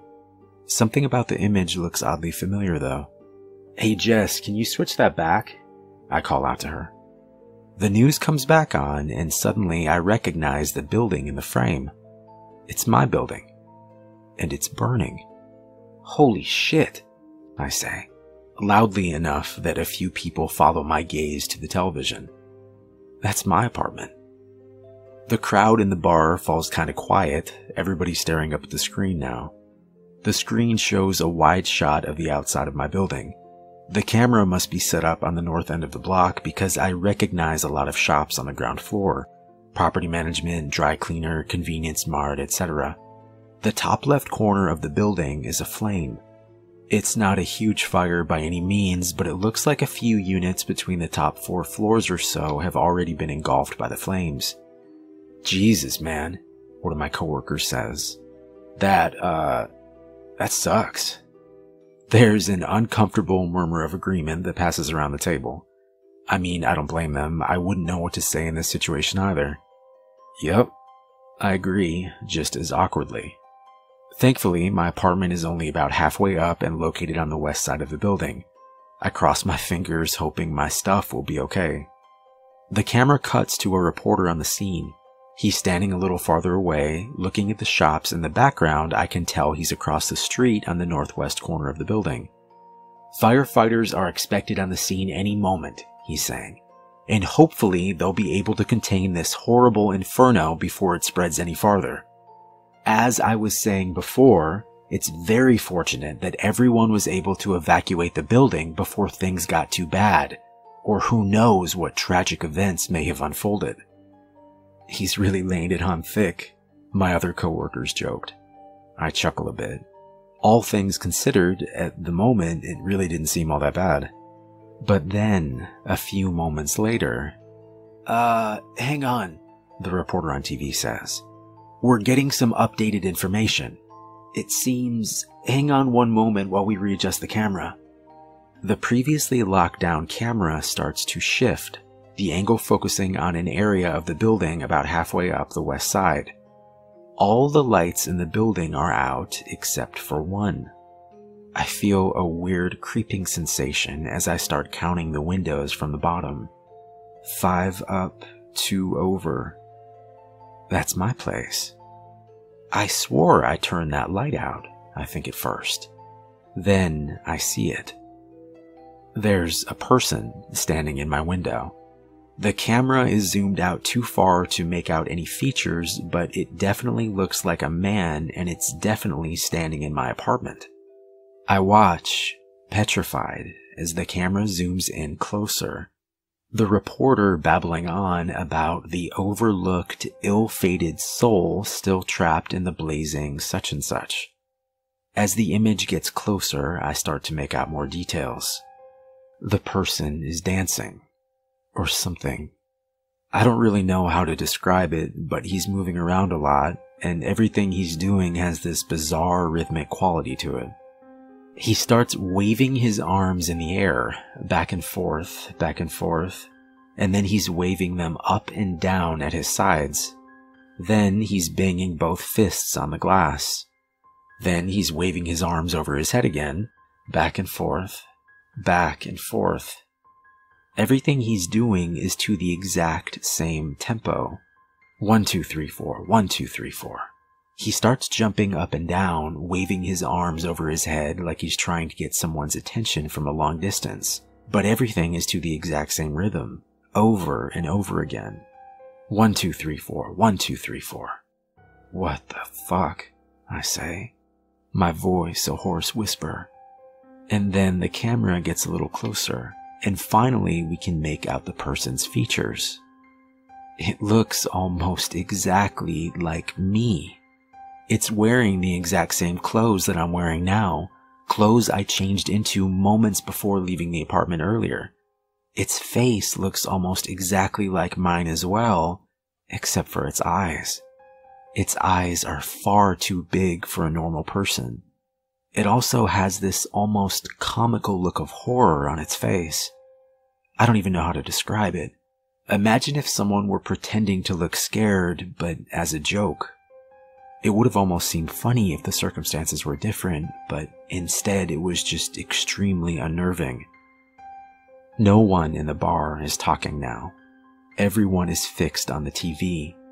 The person is still swaying and waving around, beating its hands on the glass or jumping in circles. I almost don't hear the reporter mention the fact that firefighters have rushed into the building and are now heading for my floor. Oh God, I think, without really understanding what was happening. Please don't go in there. I stare transfixed at the screen.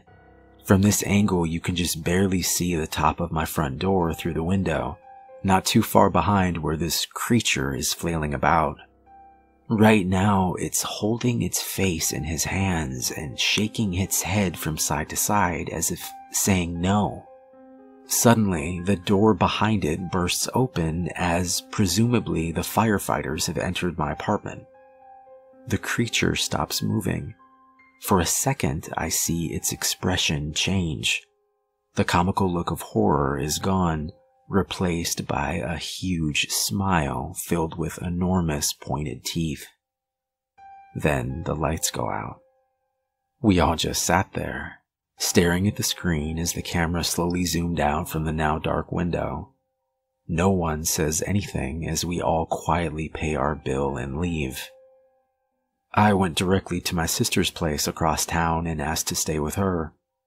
I told her there was a fire at my apartment and that's it. When I tried to find footage from the news online later that night, it seemed like they had edited that last part out. I don't know if any of you on this subreddit know what that thing was, but I hope they didn't put out that fire. I hope they let the whole damn place burn to the ground.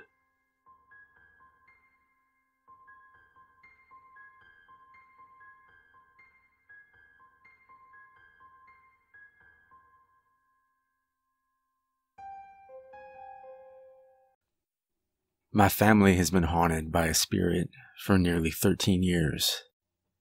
By Kyle Harrison. Like clockwork, I've come to expect its shrill tones groaning in the night. It starts soft, the way an infant might wail if abandoned on the street. Then it rises and rings out through the trees, overcoming them and snaking its way to our home. Eventually, it settles into a repetitive high-pitched scream, the kind that a woman might make if she were stabbed to death. When we first moved here and heard it, Malcolm assumed it had to be some prankster kids trying to initiate us with some local hazing custom. This property is remote though, and spotting intruders would be easy. Plus, the disembodied screams were enough to make anyone feel on edge. It couldn't be the work of truant kids. When it didn't happen again after that first time, we assumed it was just a fluke. But that second Halloween, we realized we definitely had a haunting on our hands. What do you suppose it wants? I remember asking nervously. Dad and Malcolm wisely boarded up the windows and bolted the doors. We were sure such simple physical precautions could protect us from the supernatural. And somehow it did. We stayed awake all night listening to the wailing. The noises got louder. Sometimes we heard the spirit bang against the house like it was trying to get inside. I think we prayed all night. I know that none of us got any sleep. Gradually, though, as the years passed, somehow we became accustomed to the ghost. We began to understand that as long as we didn't do it any harm, it would do us none as well. We did consider moving, and we came close too. But then the ghost dissuaded us from that path. One time, as we prepared for the yearly haunting, we were discussing the possibility of buying a property on the opposite side of town. Would we have to mention the ghost to any prospective buyers? Mom asked. Malcolm seemed to think that we should, but Dad was against it. If we say a word, we'll never get out of here. Then, as the clock struck midnight, I realized something. Where's the ghost? I asked. None of us said a word, only listening to the wind and waiting for the screaming. But instead, we were greeted with utter silence. Dad went to the window and peered out. Must be taking a night off, he joked, as he began to raise the blinds. Wait, maybe it's a trick, Malcolm warned. Dad complied with his request and we sat still for another hour. Still nothing. Maybe the ghost moved on, I suggested nervously. I don't know why, but the silence was scarier than anything we had experienced before. As we looked out toward the property, the only thing worth noting was a mist of black smoke wafting across the night. I'm going to bed, Mom said. Dad joined her. Suddenly, all our preparations seemed unnecessary. But I didn't go to bed. Neither did Malcolm. Something felt very wrong. The ghost is normally around the barn, right? He whispered once our parents were sound asleep. Yeah, near the creek. I was still watching the smoke. It snaked across the sky almost with a mind of its own. I knew he was planning to go investigate, and like any younger sibling, I followed. The air was still that night, our traditional jack-o'-lanterns on display at the edge of our fence line. But still, not a whisper from the ghost. We were almost at the barn. Malcolm lit a lantern, peering into the old building. But there was nothing there. Disappointed, we returned to the house and he remarked, I guess I never thought I'd say this, but I miss the ghost.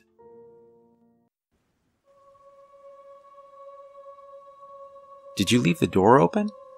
I asked as we got close to the front porch. Malcolm pursed his lips together and then dashed inside. He dropped the lamp in a panic and began to wail. His agony sounded worse than the ghost.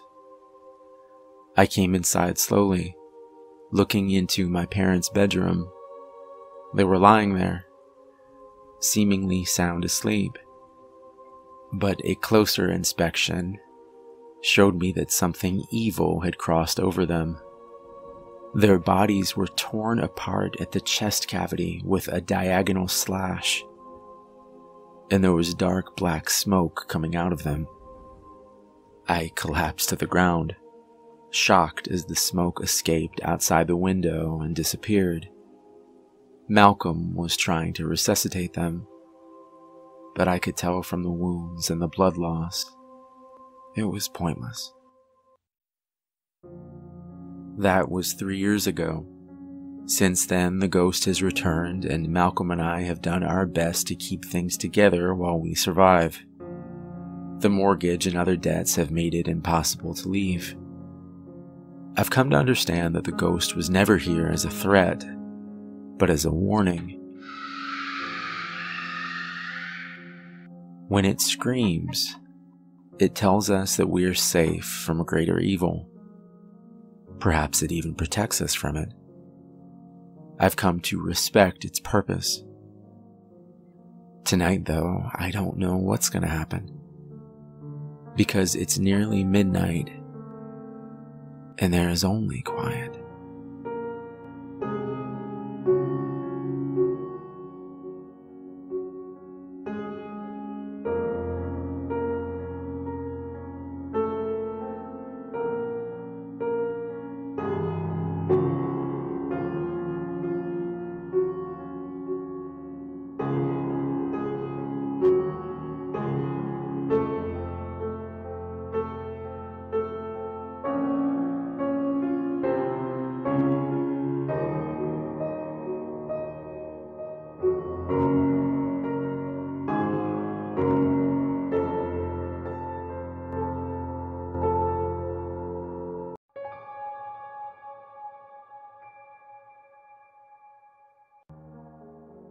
It was dark, dreary.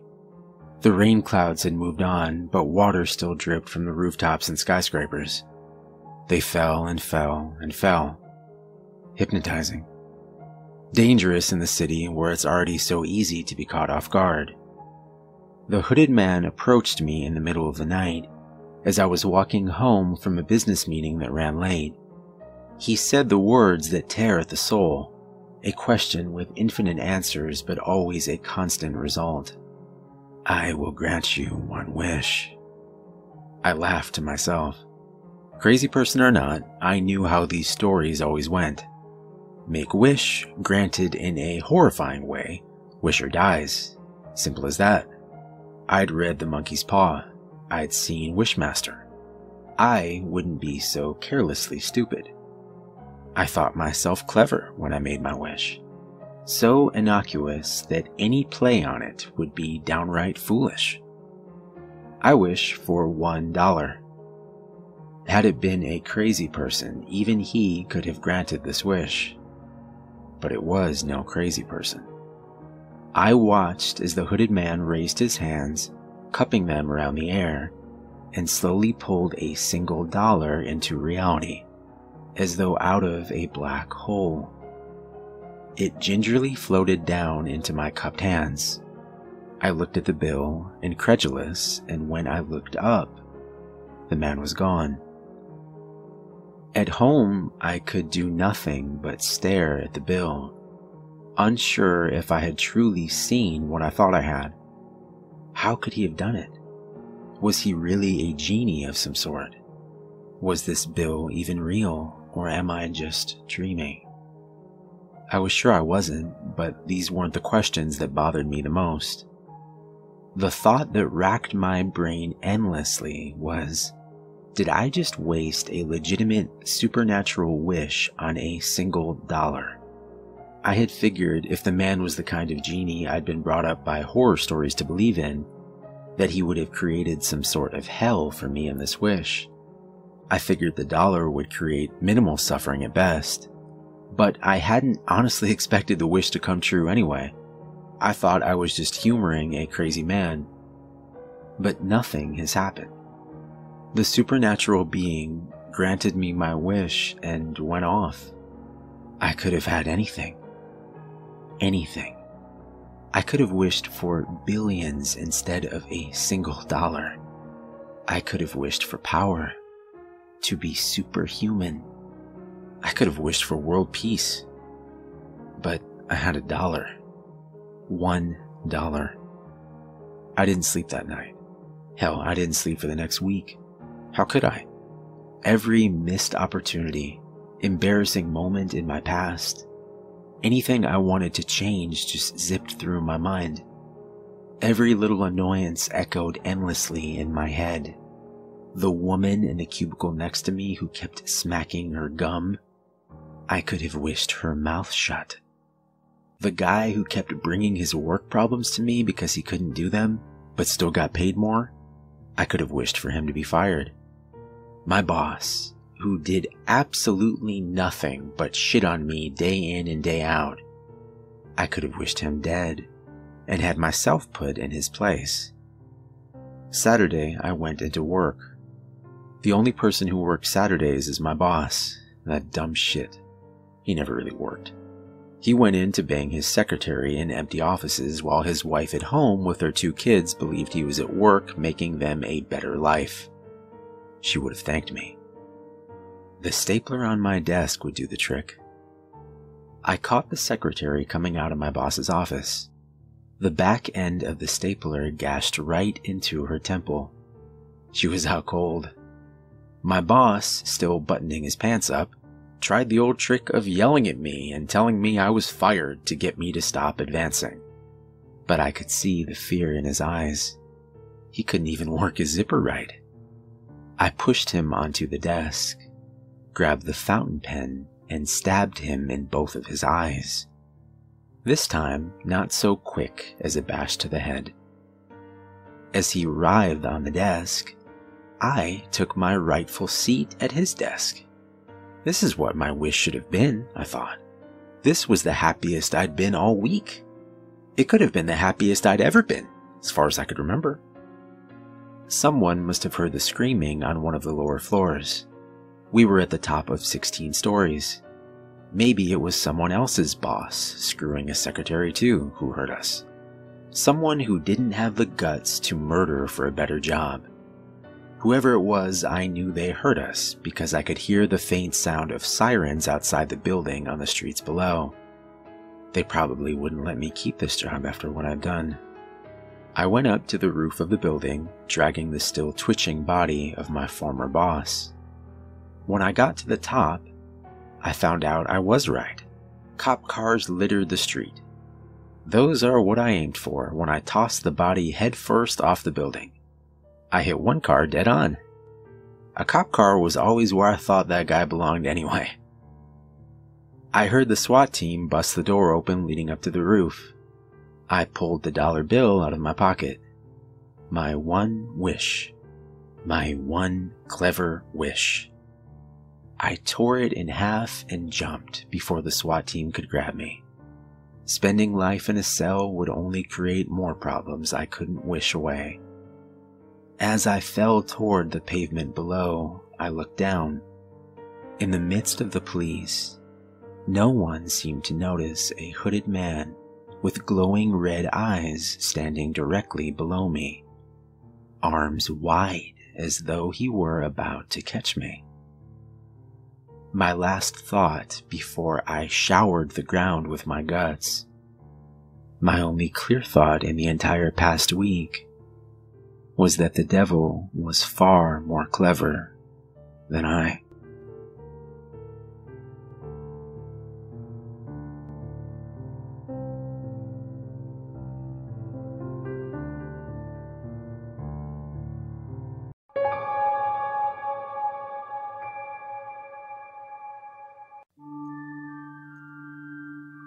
My girlfriend Evelyn and I have been dating about 4 weeks. 4 incredible weeks. I've never met anyone like her. It's like when she comes into the room, everyone just stops what they're doing and stares. Beautiful isn't a strong enough word. It's more than that. It's almost mesmerizing. A few days ago, she convinced me to go to an old cabin that had been in her family for years. I said yes. I'd never been able to say no to Evelyn. I never wanted to say no. The weekend started out normal. We drove deep in the forest. She insisted that she drive as she knew the way, and I spent my time listening to the music she played. I can't really remember the drive. We arrived at the cabin sometime around dusk, I think, and that's when things started to get a little strange. Evelyn smiled as she picked up an old axe and said she was going to chop wood for a fire. There was something about the way she held the axe. Alone now in the cabin, I searched for a candle while the last moments of sunlight were fading from the forest. I lit a match, held it to the candle, and jumped back in surprise. On the wall was a painting of an old woman, far off in the distance of a field, smiling, I think, in my direction. It looked so old. Yet I swear to God she looked like she was alive. I swallowed and continued down the hallway. Something about this place didn't seem right.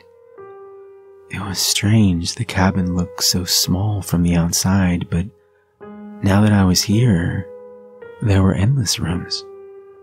How was this even possible? As I walked down the hallway, a single candle illuminating my way, there were dozens of the same painting of that old woman. But they weren't exactly the same. As I continued down the hallway, each new painting showed her a little closer than the last. Beginning to be afraid, I looked backwards towards where I had come from. All I could see was a tunnel of darkness. I tried to open the door to the closest room, thinking maybe I could leave through a window, but every single door was locked. As I kept looking for an escape, I couldn't help but keep glancing at the paintings. The old woman would appear larger, closer. That's when it struck me. There was a cabin in the painting. It looked kinda like this cabin, and she was getting closer to it. This can't be happening, I said. But it was. As the painting now revealed, she was standing on the porch, smiling wide at me and holding the axe that Evelyn had taken. Come to think of it, she was wearing the same clothes that Evelyn had been wearing. And that smile, it was mesmerizing. As I walked down the hallway, I struggled to take my eyes from the smile of the woman in the painting, each new glimpse revealing her a little closer. First, she was opening the doorway to the cabin, then stepping in, and now she stood in front of the hallway. I'm going to die here. I want to run, but I can't take my eyes away from her smile. I realized I knew what she was then. I think I always knew. Staring into the painting one last time, it showed that she was now right behind me. I looked farther into the painting and watched her as she raised the axe. My God, she's so beautiful.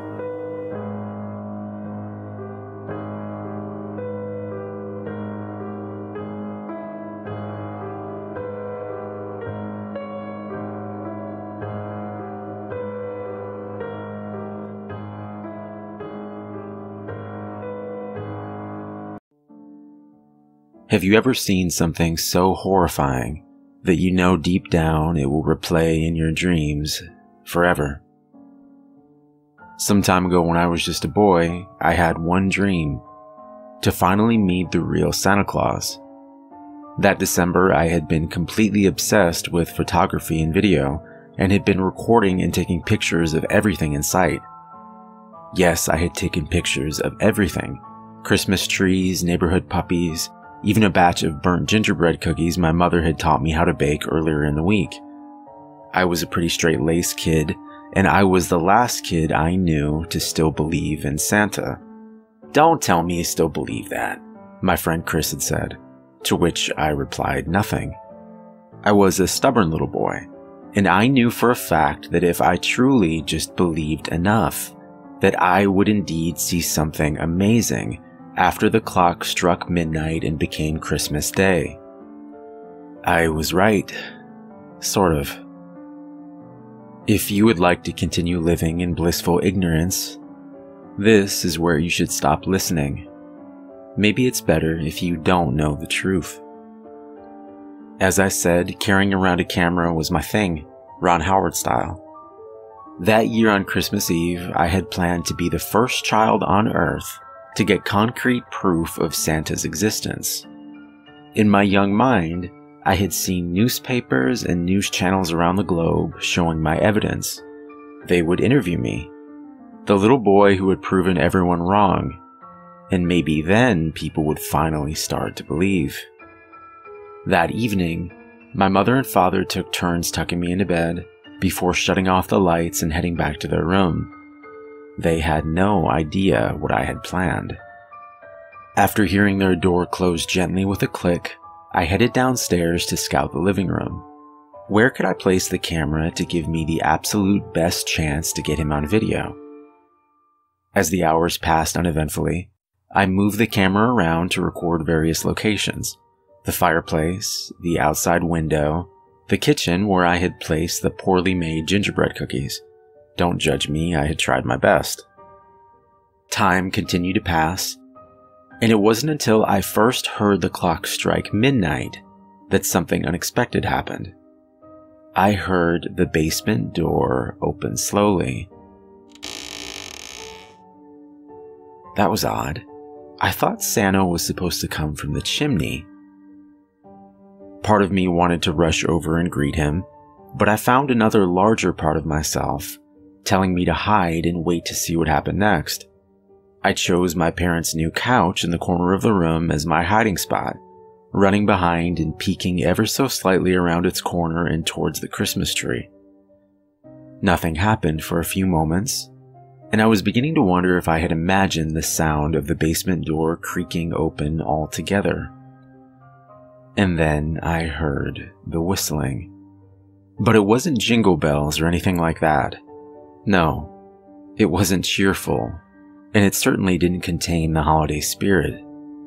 The snow had started falling more steadily outside, and for some reason that odd whistling had suddenly made me realize how completely isolated the three of us were out here. My father had bought the small cabin some time ago, the nearest neighbor being half a mile or more away. It seemed even farther in a blizzard. This was my first, and I had been very excited about being snowed in for a few days. That was until the thought occurred to me of being snowed in with something else. Something that had no business being there. The wind began to push against our secluded home as well, seeming to hit all sides at once. Wow, my parents could sleep through anything, it seemed. My eyes pulled away from the chaotic weather outside my home and back towards the basement door. And then I saw him, or should I say it, coming slowly closer. The figure was cloaked and seemed to float just above the living room floor. Did I think about screaming? Yes, I did. Looking back though, I'll give myself credit. I stayed calm, and perhaps this still was Santa after all. I decided to wait and see what happened. It seemed that the tall figure hadn't seen me peeking out from behind the couch, because it just kept on floating towards the Christmas tree and fireplace. Whatever it was, it began to whistle again, and this time I was able to identify the tune. Silent Night. The melody was off rhythm and was the only time in my life that hearing a song made me feel uneasy. Very uneasy. I realize how insane this next part is going to sound if we haven't gotten there already. But as I watched the tall figure near the Christmas tree, I could hear it begin to sniff deeply. The tree swayed and shook against the force of the creature's nostrils, and then it began to speak. Come out, little boy. He had seen me. There would be no hiding anymore. Taking a deep breath, I summoned the courage to stand. Come closer. I took a small step. Closer. The snake-like voice continued. I heeded its words, walking forward until the tall figure stood directly in front of me. I felt small in its shadow, smaller than I had ever felt. Are you him? The creature made a soft, almost inaudible noise. Perhaps it was laughter, and then pulled the cloak away to reveal itself. I fainted. When I came to, the creature was still standing where it had been, a soft grin plastered to its face. You aren't the first one that's fainted at the sight of me. You're lucky I didn't eat you. Eat me? I stammered. Yes, but that would be only fair. It's very offensive to faint at the sight of someone you know. I said nothing, only staring up at the creature. Though I've tried to forget its form with time, I can still remember it clearly. It was thin, terribly thin, and its face was beyond imagining. Though its teeth were clearly visible, I could see no eyes, and what looked like thorns protruded from the crest of its head. Branches extended from the thing's body in all directions, and it dragged what looked like a sack behind it. To answer your question, no, I'm not Santa Claus. The creature knelt down near me, and I could feel its icy breath push against my eyes and face. But I know him. You do? The creature nodded. Of course. He's my brother. The news that this terrifying monster was the brother of Santa took a long time for my childhood brain to process, at the end of which I was probably even more confused than before. How? The creature paused. Well, normally I don't share such things, but I admire your courage.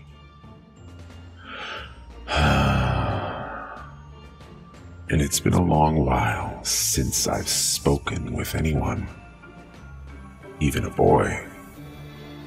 It smiled, showing its sharp teeth, and then continued.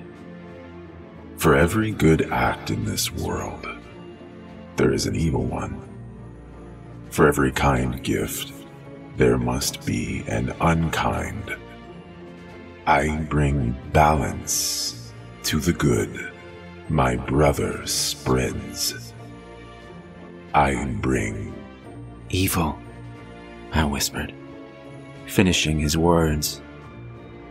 The creature nodded as if pleased. You are a smart little boy. So far, I'm glad I haven't eaten you. My mind churned again.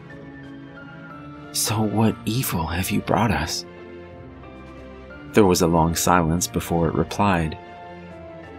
You are very wise. Are you sure you want to know? I nodded, and it smiled back. Very well. Though my gifts will not take effect on this day, their influence will be felt through the next year and beyond. It pulled out the sack that followed closely behind and set it on the floor before me. There was only one gift inside, which upon a closer look had both my mother and father's names written neatly on a dark card that sat on top of the box. Open if you dare, it whispered. As I knelt down next to the presents, the room seemed to grow colder, the wind swirling violently now just outside the foggy glass. The lights flickered on and off as I began to unwrap the small box. I laid the wrapping paper down neatly, piece by piece, on top of the tree's red and white Christmas skirt. Looking up at the creature, I said 2 words. I'm afraid. Its long, thin arm reached out towards me then, finally settling on my closest shoulder. Though I still could not see the creature's eyes, it seemed to gaze at me nonetheless. It seemed to be thinking as it cocked its head from one side to the other. Look upon my face, little child. I have been deformed and misshapen by the evils that are mine to bear. I cannot change my form any more than you can change the fate of your family. All I can do is bear it. Though still afraid, I was suddenly overcome with a great sympathy for the creature. I'm sorry. It seemed taken aback for a moment, before replying. Don't be fooled, little child. I am not fully innocent. The box before me broke open then, revealing a blinding shine of dark purple, the color of a vibrant spring's first bloom. It bathed the room in its deep shades, as the box pulsated in front of my eyes. I couldn't help it. I looked deep into the calling purple, into worlds unseen. I saw the creatures of my nightmares, monstrous, malevolent beings, some as tall as the sky above. But worst of all, I saw my parents. It was a rainy winter day as my father drove home from work, his briefcase on the passenger seat, and a worried look in his eyes as he squinted through the windshield. The rain came down in sheets. No, Dad. He couldn't see the large semi that had gently pulled beside him. It drifted closer into his lane. And then, "Stop, I don't want to see." But it was too late. The truck overtaking my father and pushing his car into the bridge's guardrail. I wish I could say he didn't suffer.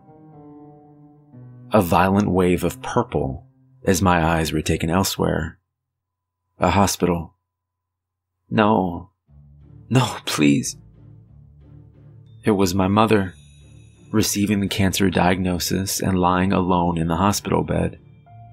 She stared out into the darkness. "I can't take this," I told the creature. And maybe I imagined it, but to this day I think it gave a small look of pity. It knelt closer. "She'll live."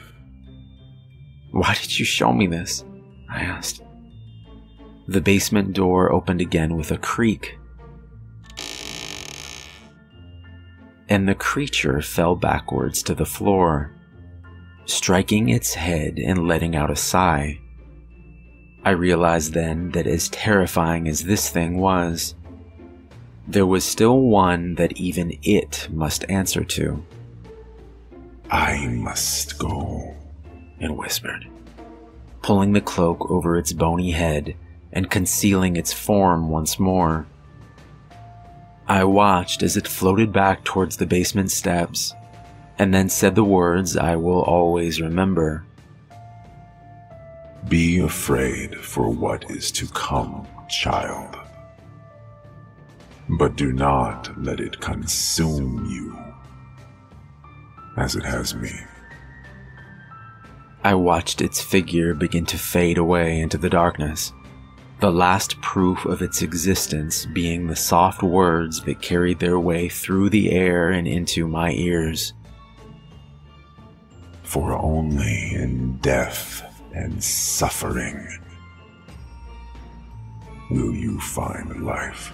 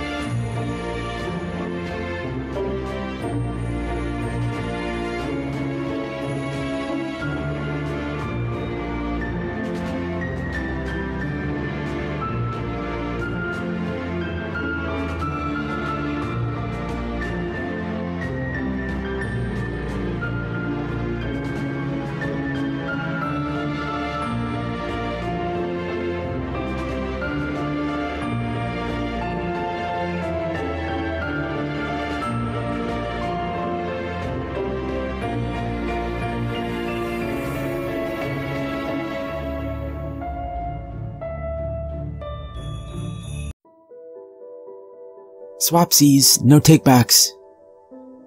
That was what my little brother Dylan used to call out when I traded candy with him, especially around Halloween. He was 6 on our last Halloween together, old enough for me to take him trick-or-treating alone and for him to really appreciate it. I still remember that last time all these years later. One reason for that is because even at 9, I appreciated that I was lucky to have such a sweet little brother. Old enough for me to baby him, yet close enough to my own age to have fun with him too. We'd always been close since he was born. Another reason was that the following year, 2 weeks before Halloween in 2005, Dylan died in his sleep. They told us it was a congenital heart defect that had never been caught, and that most likely he had just stopped. It destroyed our family. Even leading up to the funeral, my parents were alternating crying, consoling each other, and arguing over nothing. They wound up getting a divorce 2 years later. For my part, I cried some, but most of the time was reserved for hating myself, thinking about how if I hadn't made a big deal of getting my own room just a few months earlier, I might have heard him stop breathing. Maybe I could have gotten him help in time. My parents told me that wasn't so, that the doctor said it was just one of those things that couldn't be helped. But all that did was made me wonder who was lying, my parents or the doctors. The week after his funeral, I went back to school. We had a substitute teacher I'd never seen or heard of before. She said her name was Miss Grackle, and she was going to be replacing our normal 4th grade teacher, Miss Horn, until she got over the flu. She'd been there for the latter part of a week I'd missed, so the other students in my class seemed pretty much used to her.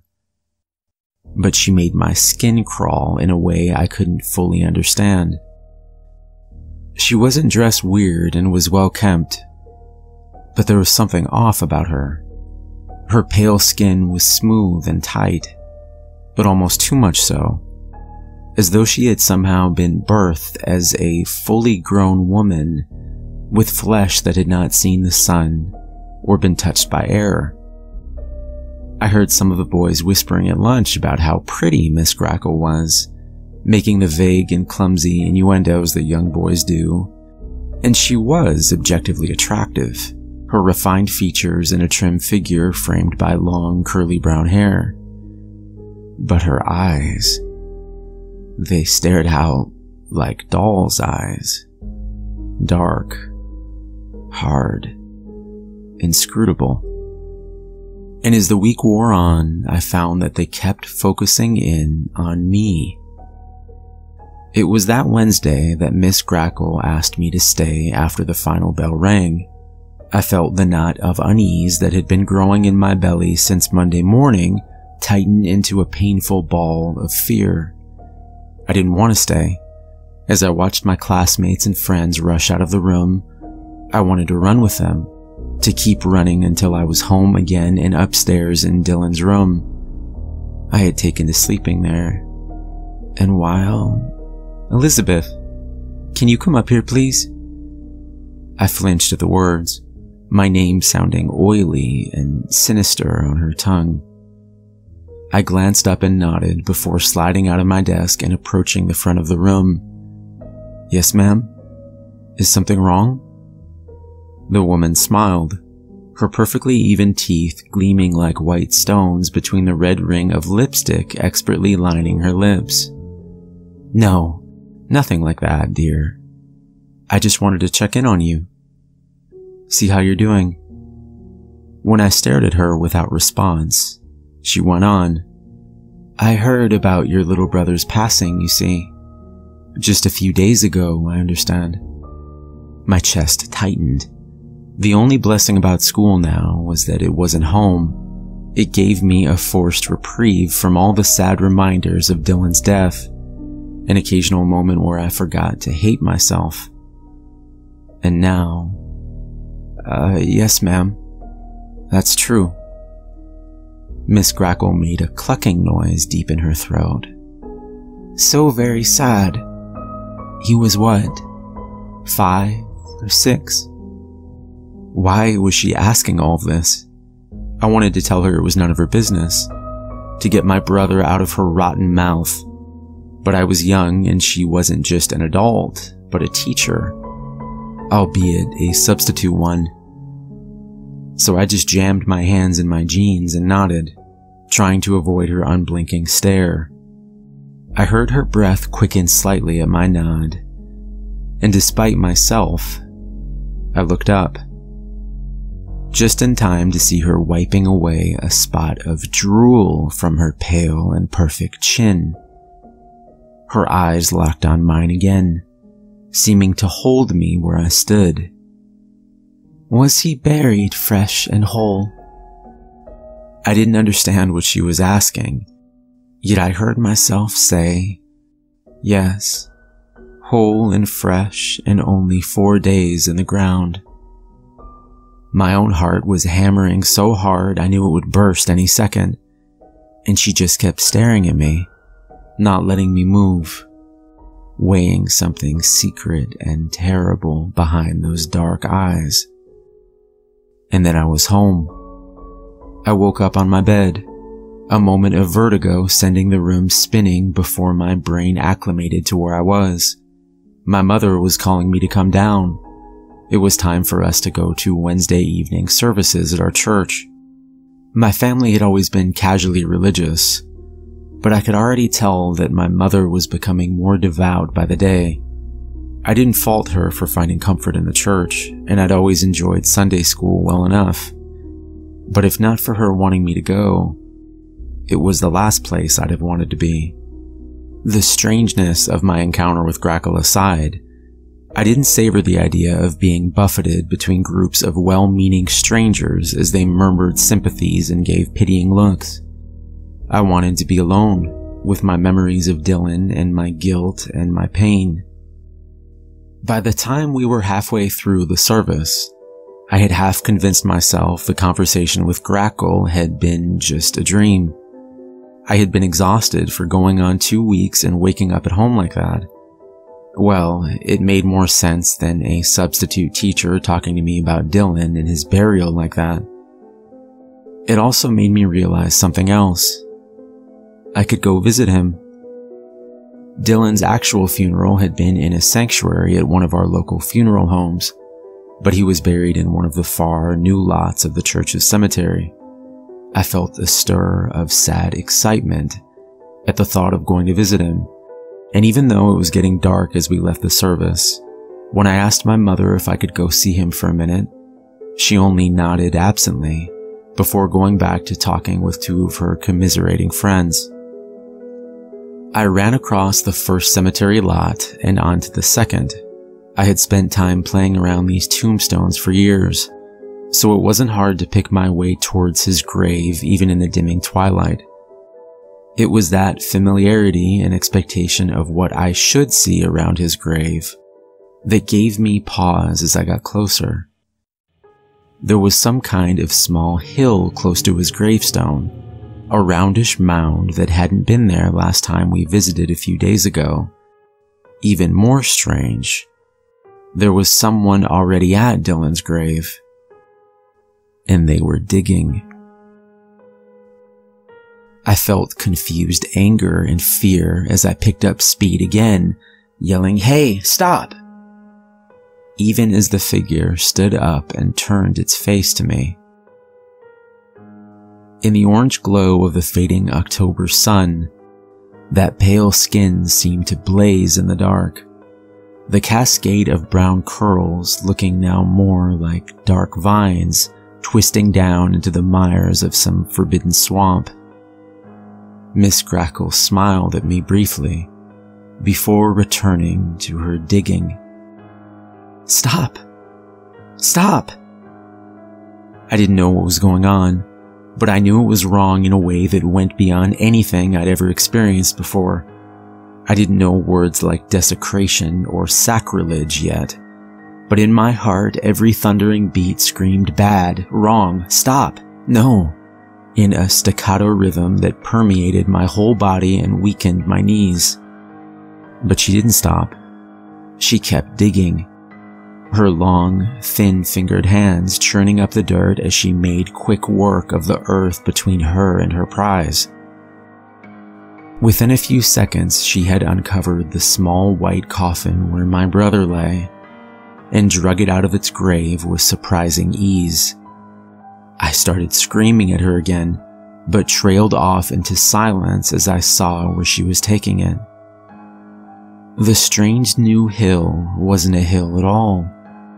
It was a person, or at least part of one, hulking and covered in rags. The figure was incomplete. Somehow, as impossible as it seemed, it stood there with a large cavity in its middle. There was no head, and below where it should be, a ragged darkness gaped out from between the folds of tattered cloth. I was still staring at it dumbly as Miss Grackle reached it. She let go of Dylan's casket, and giving me a quick wry glance, she pulled herself into that larger body, her flesh twisting and flowing to fill the chasm and complete the towering thing before me. Her head looked different now, and in truth, she was wholly unrecognizable, except for those same damned black, staring eyes. She swung those eyes towards me and twisted her mouth oddly, before speaking in a deep and rough voice. "You say no. But what do you offer in exchange?" The thing paused as though considering, but I could tell from its tone that it was simply playing a game, mocking me. "Yourself." I had felt frozen to the ground before, but now I started backing away. What exchange? A short, coarse laugh. A trade. Dylan goes back in the hole, and you come with me. I stopped again, in spite of my fear. Go with you? Where? Oh, you'll see. What do you say? Just remember, if you say yes, the deal is struck. It held out its hand towards me, and then in a higher voice, like that of a child, it screeched, Swapsies, no takebacks. I ran. I ran through the deepened shadows, terrified that at any moment that enormous long-fingered hand would close on my shoulder or seize my ankle. I ran back into the church, and when I clutched my mother with tears streaming down my face, she looked down and began to cry herself, sweeping me up in her arms and carrying me back to the car to go home. She thought I was just upset at visiting the grave, and it wasn't until the next day that her and my father started questioning me more intently, after the church groundskeeper found what had happened to Dylan's grave. I lied, of course. They would have never believed me, and I was too upset for them to press me hard. I later wondered if that lie, unknown but possibly somehow still sensed by my parents, was what solidified the distance that continued to grow between the three of us. They were still good parents, or good enough, and I know that they love me. But that final loss of my brother, the terrible mystery of how and why and where he had been taken, was what finally killed the laboring heart of my family forever. There was one other lie I told to my parents, though this was more of an omission. I never told them about the note I found on my desk when I finally returned to school on Friday, the first day of Miss Horn's own return. It was written in small, slanted blue letters on a neatly cut square of yellowing paper, a light smudge of pink staining the top right corner. Holding the paper in my trembling hands, I read the words over and over. Even now, there's not a day I don't see them in my mind. Thank you for the num-nums, Elizabeth. I enjoyed them last night, and they were delicious.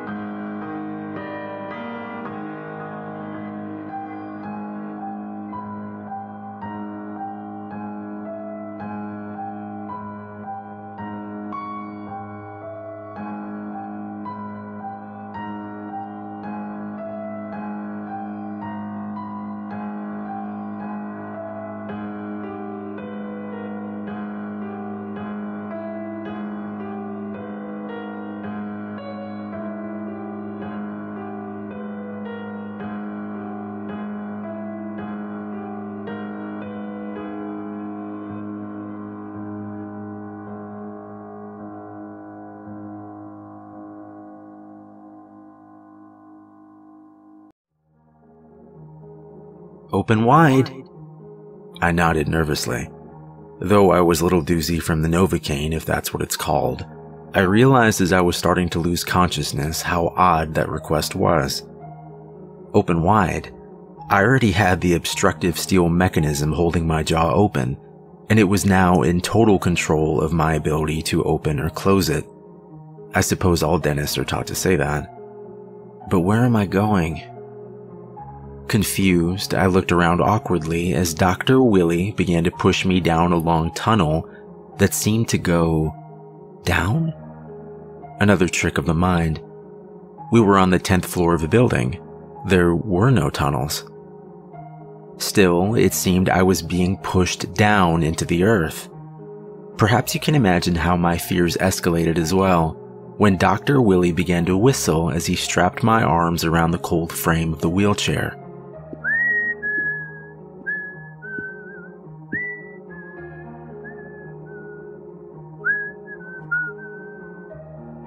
Was this normal? Was I dreaming? Nope. The wheelchair suddenly stopped. The tall man stared down at me, a grin spreading wide across his face. But don't worry, you know what they always say. Quick and painless. He paused for a moment, crouching down to my eye level. Well, mostly. He winked again before walking behind to push me farther down the black hallway and resuming his whistling.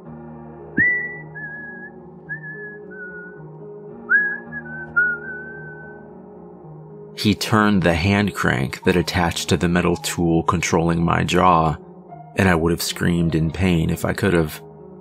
Though I couldn't yet feel my face due to the drugs, I knew that some damage had already been done. My heart began to beat faster as the dark corridor came more clearly into view. I doubt anyone reading this will believe what I'm going to tell you next, but I remember it clear as day. The walls around us weren't made from wood or concrete, nothing like that. The walls were made of teeth. Small teeth. I know what you're thinking, and the answer to your question is yes. His voice echoed off the walls around us, seeming to come from everywhere. And then we stopped. We stopped in a small room at the very end of the tunnel. Dr. Willie put the brakes on the chair and walked over to a shiny steel table that was pushed back against the far corner of the room. The small amount of light illuminating the room flickered off, and I'm not sure how much time passed. When it came back on, Dr. Willie was standing and holding what looked like some type of saw. Yet that wasn't the worst part. He had transformed into something inhuman, a tall, thin creature in a perfectly tailored pink dress. He had no eyes anymore, and that's when I finally put the whole picture together. He was the Tooth Fairy. Or should I say, a Tooth Fairy. "There are many of us," he had said as he spun closer, still holding the saw and taking great joy in watching the tears begin to stream down my face. I couldn't tell you if it were from the drugs, terror, or both, but I passed out. When I awoke, my mother was standing over me. "I'm so sorry. How are you feeling?" The Novocaine must have still been in effect because opening my jaw to try and speak was incredibly painful. Only a mumbled nonsense came forth. "Don't try and speak," she said. And that's when I noticed that we weren't alone in the room. There was a doctor standing beside her. But it wasn't Dr. Willie. It was someone else. He rested his hand on my mom's shoulder and whispered just loudly enough into her ear that I could still hear him. "We'll have to tell him." I began to cry again, desperately trying to ask what it was that they were hiding from me. "Tell me." It was my mother's turn to cry then, as she buried her head into my chest. "Your teeth. They're all gone." Those words hit me harder than anything ever had. That disgusting creature, perhaps even the Tooth Fairy, had taken every last one while I sat passed out from the drugs. What the hell was I supposed to do now? Dentures, the doctor said, as if reading my mind. Dentures are going to be the best option for... No! I didn't say the word as I was unable to, but a shake of my head and the look in my eyes told them all they needed to know. I wasn't wearing any dentures. I was going to get my own teeth back. I gestured for a pad of paper, my mother taking a moment or two to understand. After she did, I was handed the paper as well as a black inked pen. I wrote quickly. I wrote furiously. I want my teeth back. Honey, I'm afraid that's just not possible. The building has no record of any Dr. Willie, and even if someone were to find him... I slammed the pad of paper down and stared off through the rainy window. Watching the car speed by on the street below, tears began to come easily. Just 14 years old and something precious had already been taken away. They offered me a mirror. I couldn't bear to look. That night when we arrived home, I was given a warm bowl of soup. The worst soup of my life, I might add. I wasn't able to chew even the smallest vegetable, and survived that night on warm chicken broth and Gatorade. My mom kept insisting I settle on dentures, but I had something else planned. Before I go on, you have to understand something. I was terrified of seeing that creature again, but after I awoke from the trauma, there was another feeling as well. Hatred. I hated the thing that had done this to me. I hated that he had taken something so precious. And most of all, I hated that he had done this to so many children before. Somehow I knew what to do. After my mom and dad went to sleep, I was going to sneak out of the house and head back to the scene of the crime. Something told me that the creature that had tormented me would be there, waiting. But I had a surprise for him this time. Or so I thought. Checking my parents' room, I quietly headed back down to my own bedroom and climbed down the gutter drain.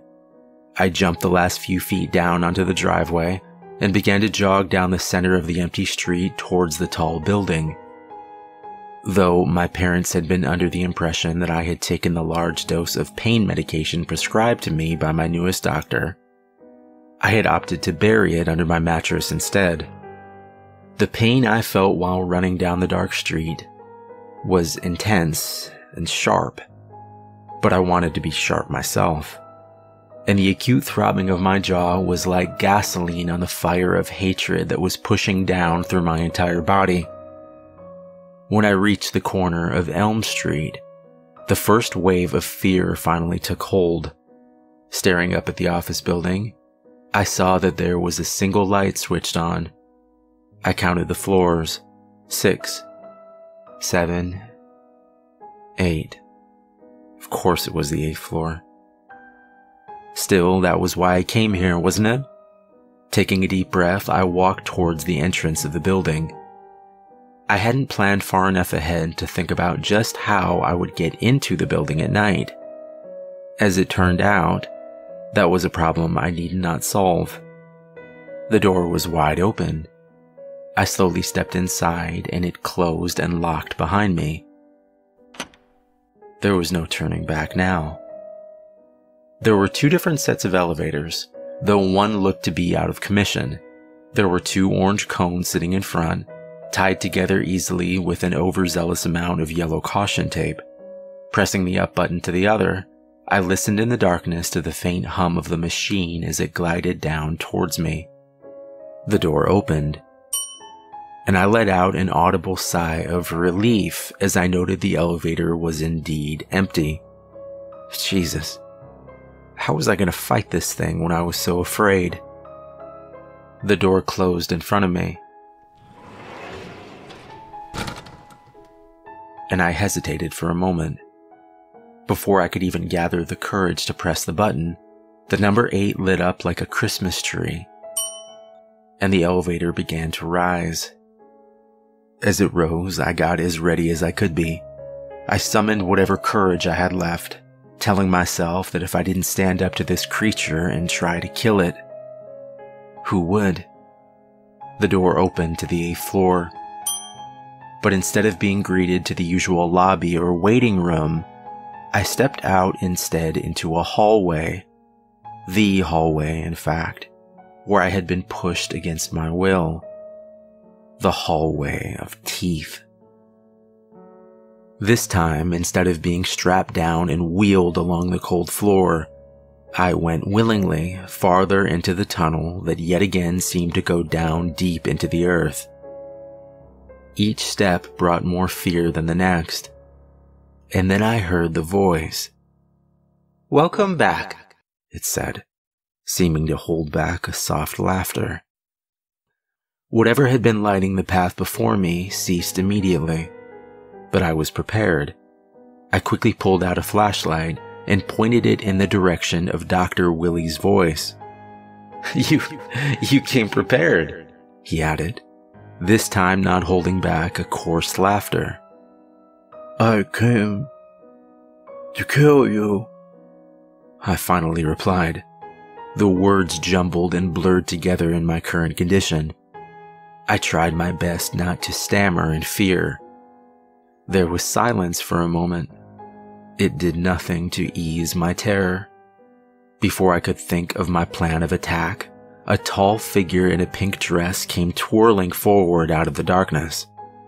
I fell back in fear, and the flashlight slid across the smooth floor towards the creature. It danced towards me, faster and faster. I ran. And though the increased distance from the flashlight made it harder and harder to see the dancing creature that approached me, I could hear the soft patter of its feet as it drew closer. Without thinking, I stopped in place, closing my eyes and putting my full trust into a different sense. I listened. I listened as the creature drew closer, and I pulled out the gun I had taken from my father's closet. Please God, don't let me miss. Right before the creature reached me, I pulled the trigger. And then I pulled it again and again.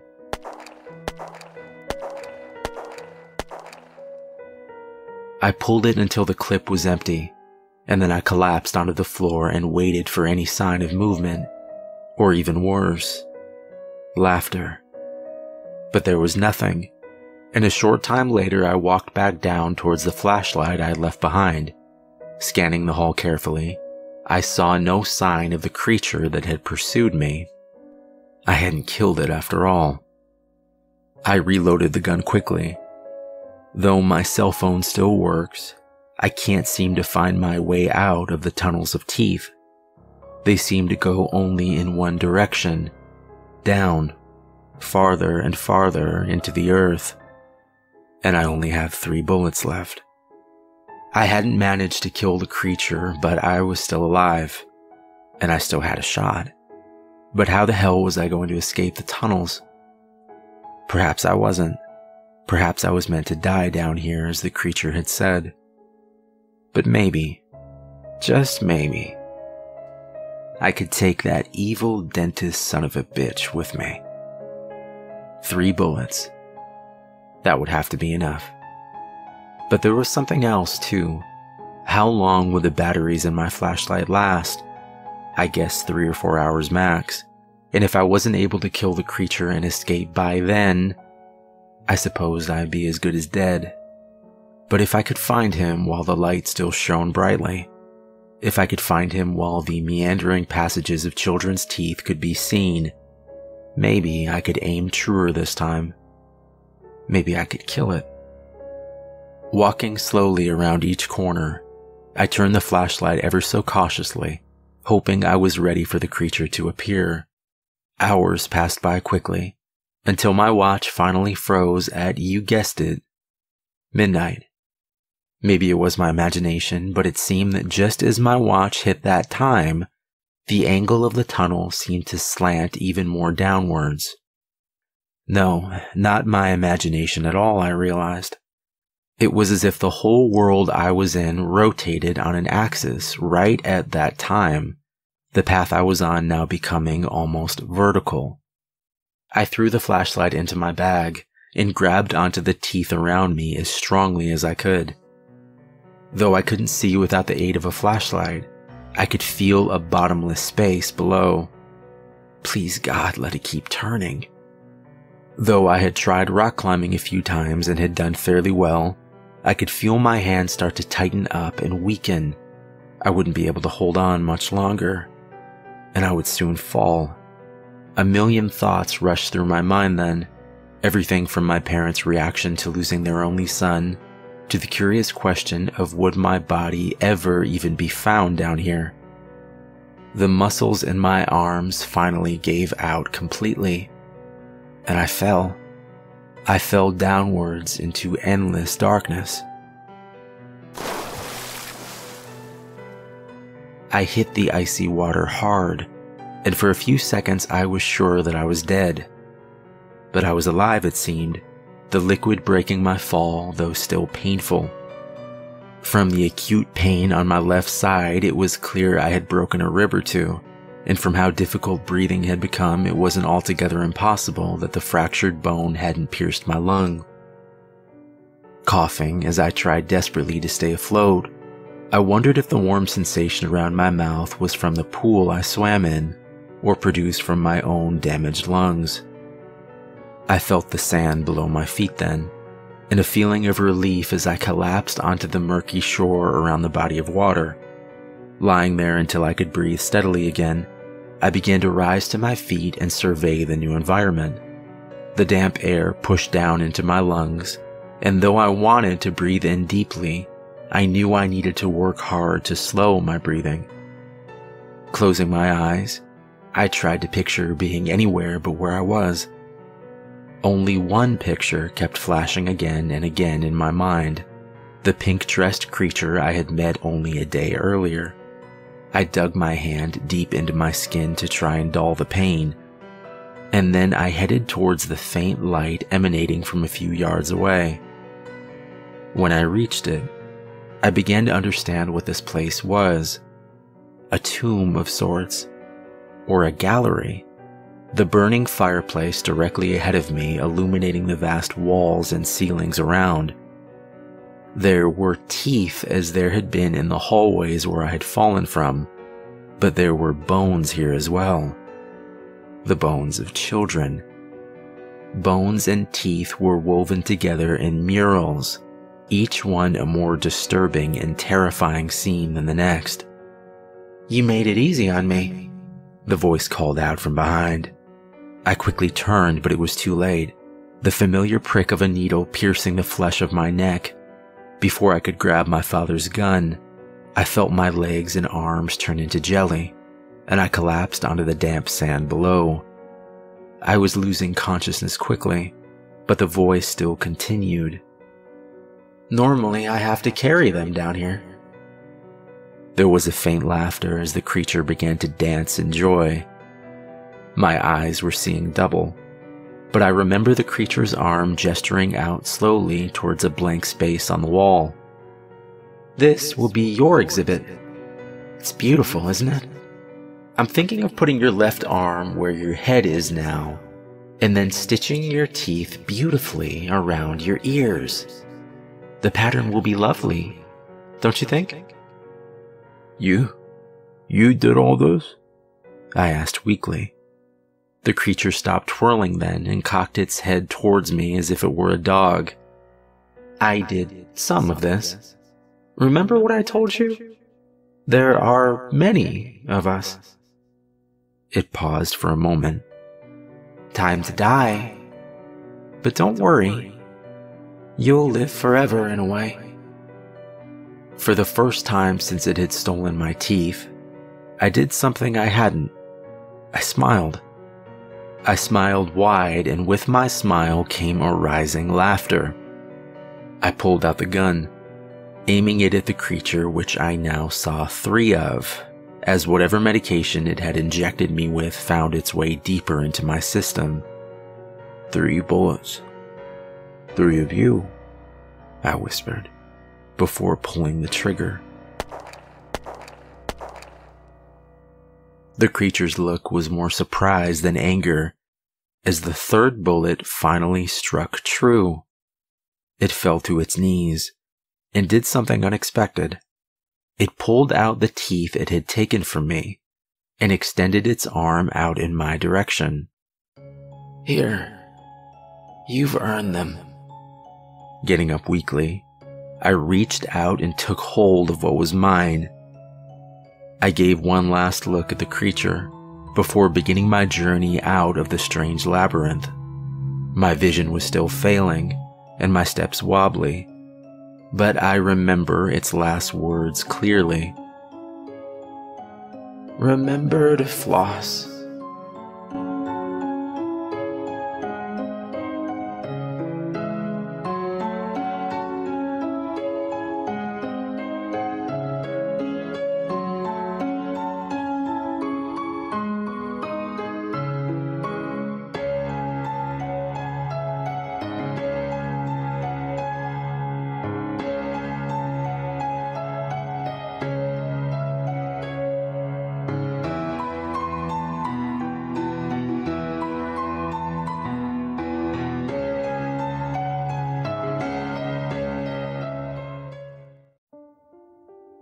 Are your grandparents still alive? If they died today, would you miss them? My own grandfather died 4 days ago, it most likely being the biggest surprise of my life. Yes, people die, but I hadn't even known of his existence until that Monday evening phone call. John Walker? Yeah? I'm afraid I have some bad news. The caller, my grandfather's lawyer, went on to inform me of multiple family details I hadn't known. First, I had a grandfather named William. Second, he had died by suicide, a self-inflicted gunshot wound. And third, I was to be the sole beneficiary in his will, contingent on only one fulfillment. Which is? I asked. There was a slight hesitation on the other end before she continued. It would be better if I explained in person. Could you come by tomorrow? I hung up the phone and tried to get some rest before my drive through the mountains. The strange new information swirling around in my mind like glitter in a snow globe before finally falling gently to the ground below. Having been adopted as a child, I had never known any of my real family. Maybe it's better that way. Despite finding out about the life and death of a man I had never known, I slept well that night. The next morning, after checking the weather forecast, I quickly replaced the front windshield wipers and headed north. While he had lived surprisingly close, all things considered, the drive would still take nearly 6 hours, and the upper part of the state was due for the first snowstorm of the year. Part of me was looking forward to seeing the area again, my last experience with a white substance being 15 or more years ago, growing up with a family that had taken me in. The drive started with rain at first, a slow plop for 5 or so minutes, and then a steady plastering of the windshield. 2 hours or so later after that, the snow began to fall. By the time I reached the lawyer's office, there was nearly 6 inches on the ground already, and I was in a bit of a rush to try and make it back downstate before getting snowed in completely. Hello. You must be John. I'm Cindy.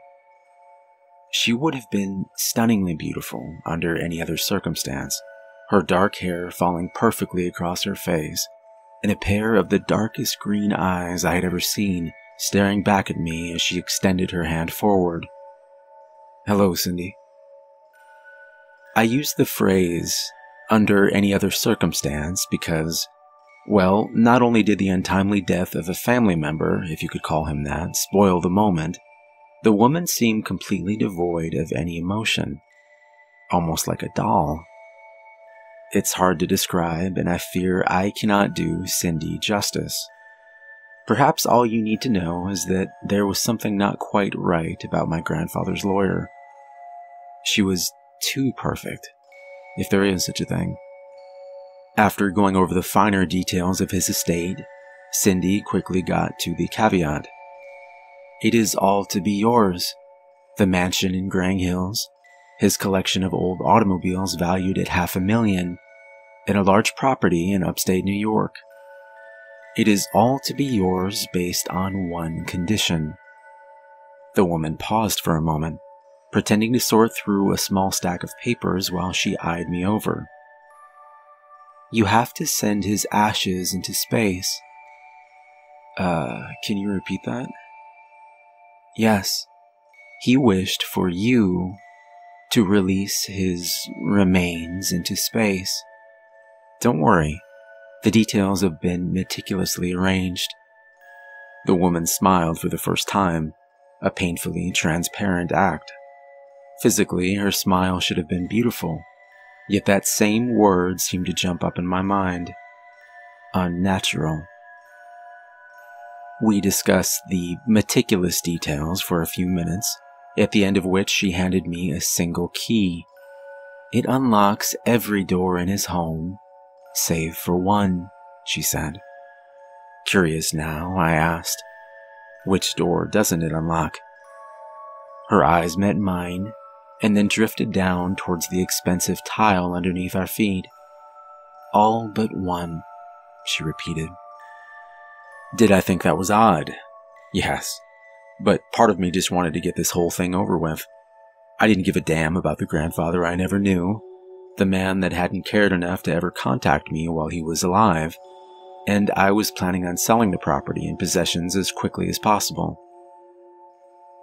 The subsequent drive was an hour or so north through a mix of country roads, mountains, and forests as far as the eye could see. It was evening when I finally passed over the bridge, a small sign to the right of it, Graying Hills. At the bridge's end, the road began to slant steeply upwards, so much so, in fact, that I could see the very tip of a mountain that stood in the very center of town. As I worked my way around the twisting roads, the snow began to fall thicker than it had been before. The weather was odd in itself, and I couldn't remember ever seeing snow fade for a few moments and then become a violent storm the next. It was almost as if Grang Hills was its own world apart from the one I'd known. But that was silly. Surely the odd series of twisting roads and foreboding hills were to blame for the rare weather conditions that forced their way against me as I drove upwards. Jesus, how long does it take to reach the top? I noted the time on the dash, 11:27, almost midnight. What happened next was unlike me, to say the least, that as I finally reached the top of the mountain and noted that the clock read exactly midnight, I felt a feeling of dread. I was not religious. I was not superstitious. Yet the feeling had been unmistakable. Midnight. I turned the ignition off with a click, opened the door, and set my feet onto the cold ground. It felt almost familiar, but that was impossible. It was hard to see anything in such darkness, but the top of the mountain seemed far larger than it had looked from afar. A mile in diameter? Maybe more. I would explore in the morning. For now, I just wanted to get some rest. Walking up to the old two-story home, I found the old key my grandfather's lawyer had given me and turned it clockwise until hearing a click. The door opened easily, creaking softly and showing nothing at first glance. I flicked on the phone's flashlight and stepped into the entryway. A chandelier hung far above me as I scanned the home. It seemed pristine, almost untouched. There was a large stairway leading upwards, where I had been informed there were 2 guest bedrooms, and directly ahead of me sat a long hallway, to which I seemed unable to see its ending. I placed my hand on the banister and climbed upwards for the last time that evening. Opening the blue and gold door handle to the first room, I was pleased to find a comfortable enough looking bed. The room connected to an old antique bathroom as well, with an artfully tiled floor and a cast iron bathtub that looked as if it could survive a nuclear blast. I was too tired to explore any farther. I slept. I'm not sure how much time passed when something warm brushed up against the side of my face. I let out a scream that could have woken the dead. Luckily for me, it didn't. The dead stayed that way. For now, at least. Whatever the hell it was, I swatted it quickly away from my face and jumped out the opposite side of the bed. Fumbling desperately to find the switch to the lamp, I finally flicked it on and saw, to my surprise and relief, a jovial orange cat. Jesus, you scared the shit out of me. The cat's soft green eyes stared back into mine, as if to say, that scared you. You ain't seen nothing yet. Walking over, I gently stroked the top of his head, to which a soft purr was my reply. After that, I got back into bed and tried to drift back to sleep. I did finally do just that, and this time I dreamt. I dreamt of a lake so still and calm that it seemed you could almost walk across it. I dreamt of the orange cat, and the balloon my grandfather had demanded I do my part in sending into space. In the dream, I walked past the water and towards the bright object. In the dream, the balloon wasn't red or blue or green. It didn't have the normal happy enough design you might expect on such an object. My hand reached out towards a single silver post the balloon had been attached to by a rope. Without thinking, I untied it. Without hesitation, the object floated happily up towards a sky filled with clouds. It was then that I finally realized what had been painted on the outside of the thing. But it wasn't painted exactly, was it? There was a face of an old man, his bright blue eyes staring across the distance between us. The man grinned widely, as if pleased, as the balloon lifted farther and farther into the sky. A soft melody began to play in my mind, and then I awoke. This time to sunlight. It was morning, a beam of light passing through the foggy window and onto my face. Looking around the room groggily, the cat that had scared the life out of me earlier was nowhere to be seen. Checking the alarm clock on my phone, I was relieved to see there was still plenty of time. I got dressed, brushed my teeth, and headed downstairs. Part of me wanted to explore the house farther, but the directions had been specific. At exactly 10 o'clock, I was to untie the balloon. Heading out the front door, I was surprised to see the vast body of water before me. It was strikingly similar to what I had seen in the dream. A chill went through me as I walked around its edges. I saw it then from a distance, the bright red balloon she had spoken of. I was relieved to see that it at least was different from the dream.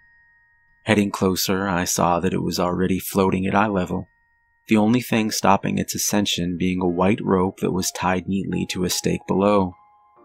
It suddenly struck me just how odd of a request this in fact was. A man I had never known dying by suicide, and then leaving me his entire fortune, which seemed formidable, in trade for doing one small favor after his death, releasing what I imagined was a very expensive red balloon that would carry his ashes up into the ether, and perhaps beyond. And how odd also that his investment was held so haphazardly to the ground below. I figured that even only a moderate amount of wind would have caused the stake to pull free from the ground, and the balloon would have been released far before I had the chance to do it myself. And why was it so important that I be the one to release his ashes anyway? I guess it didn't matter. People were crazy, And if one odd job was all I need do in return for such a fortune, then I would do it. The balloon itself was secured only a few feet from the rocky lake. As I placed my hand on its smooth edges, a cool breeze fell across water, and it began to snow for the first time that morning. Light snowflakes filled the air around me, their company seeming to silence the water on top of the mountain.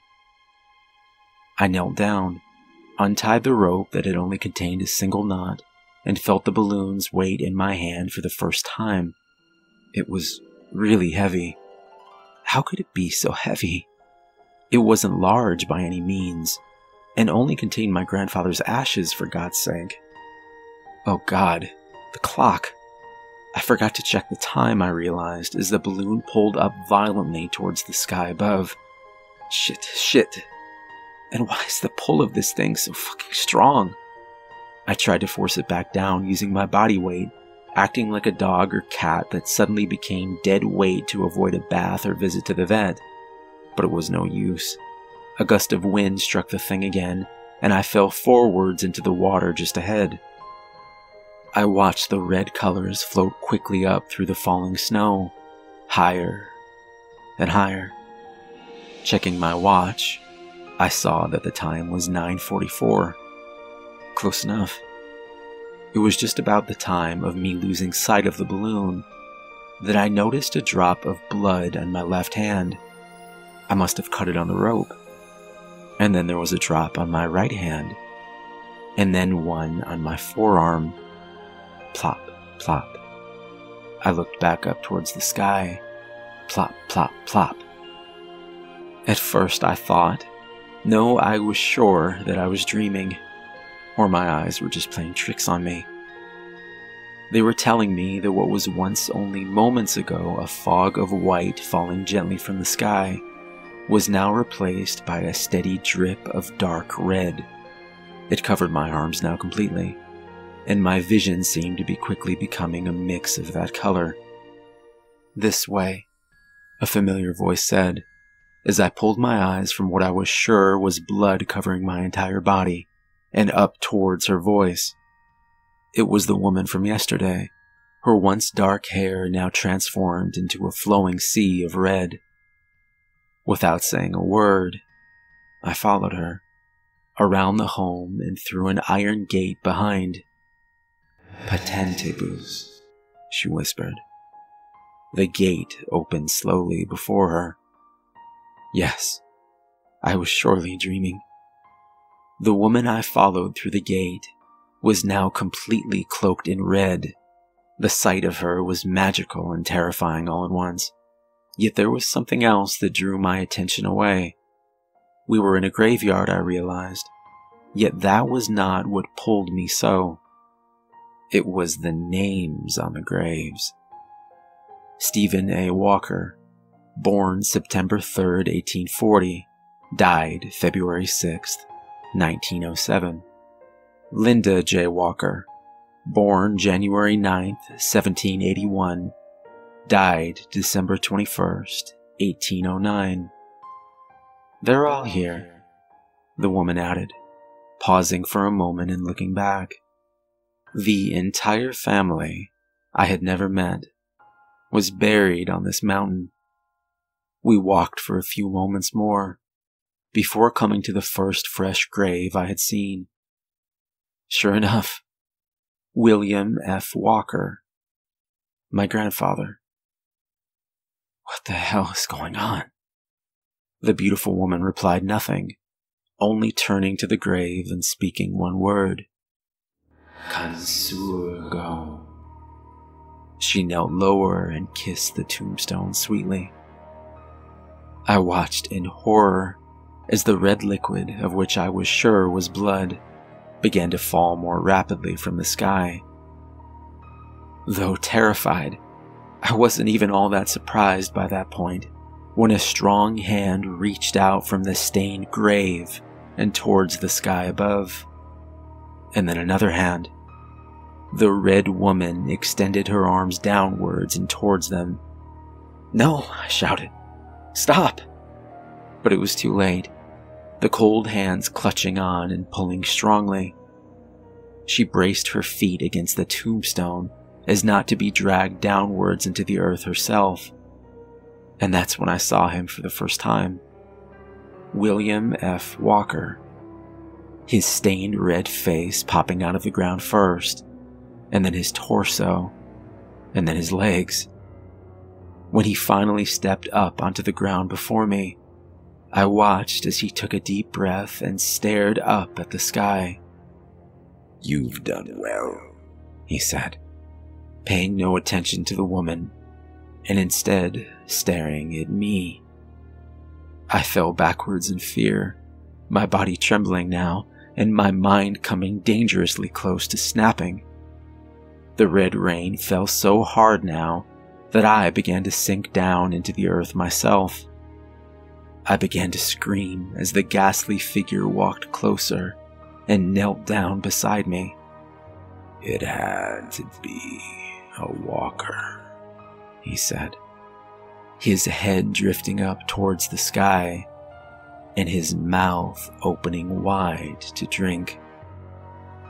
The last thing I remember was seeing my dead family claw their way up and out of the now red mud, and my grandfather's hand reaching down and taking mine.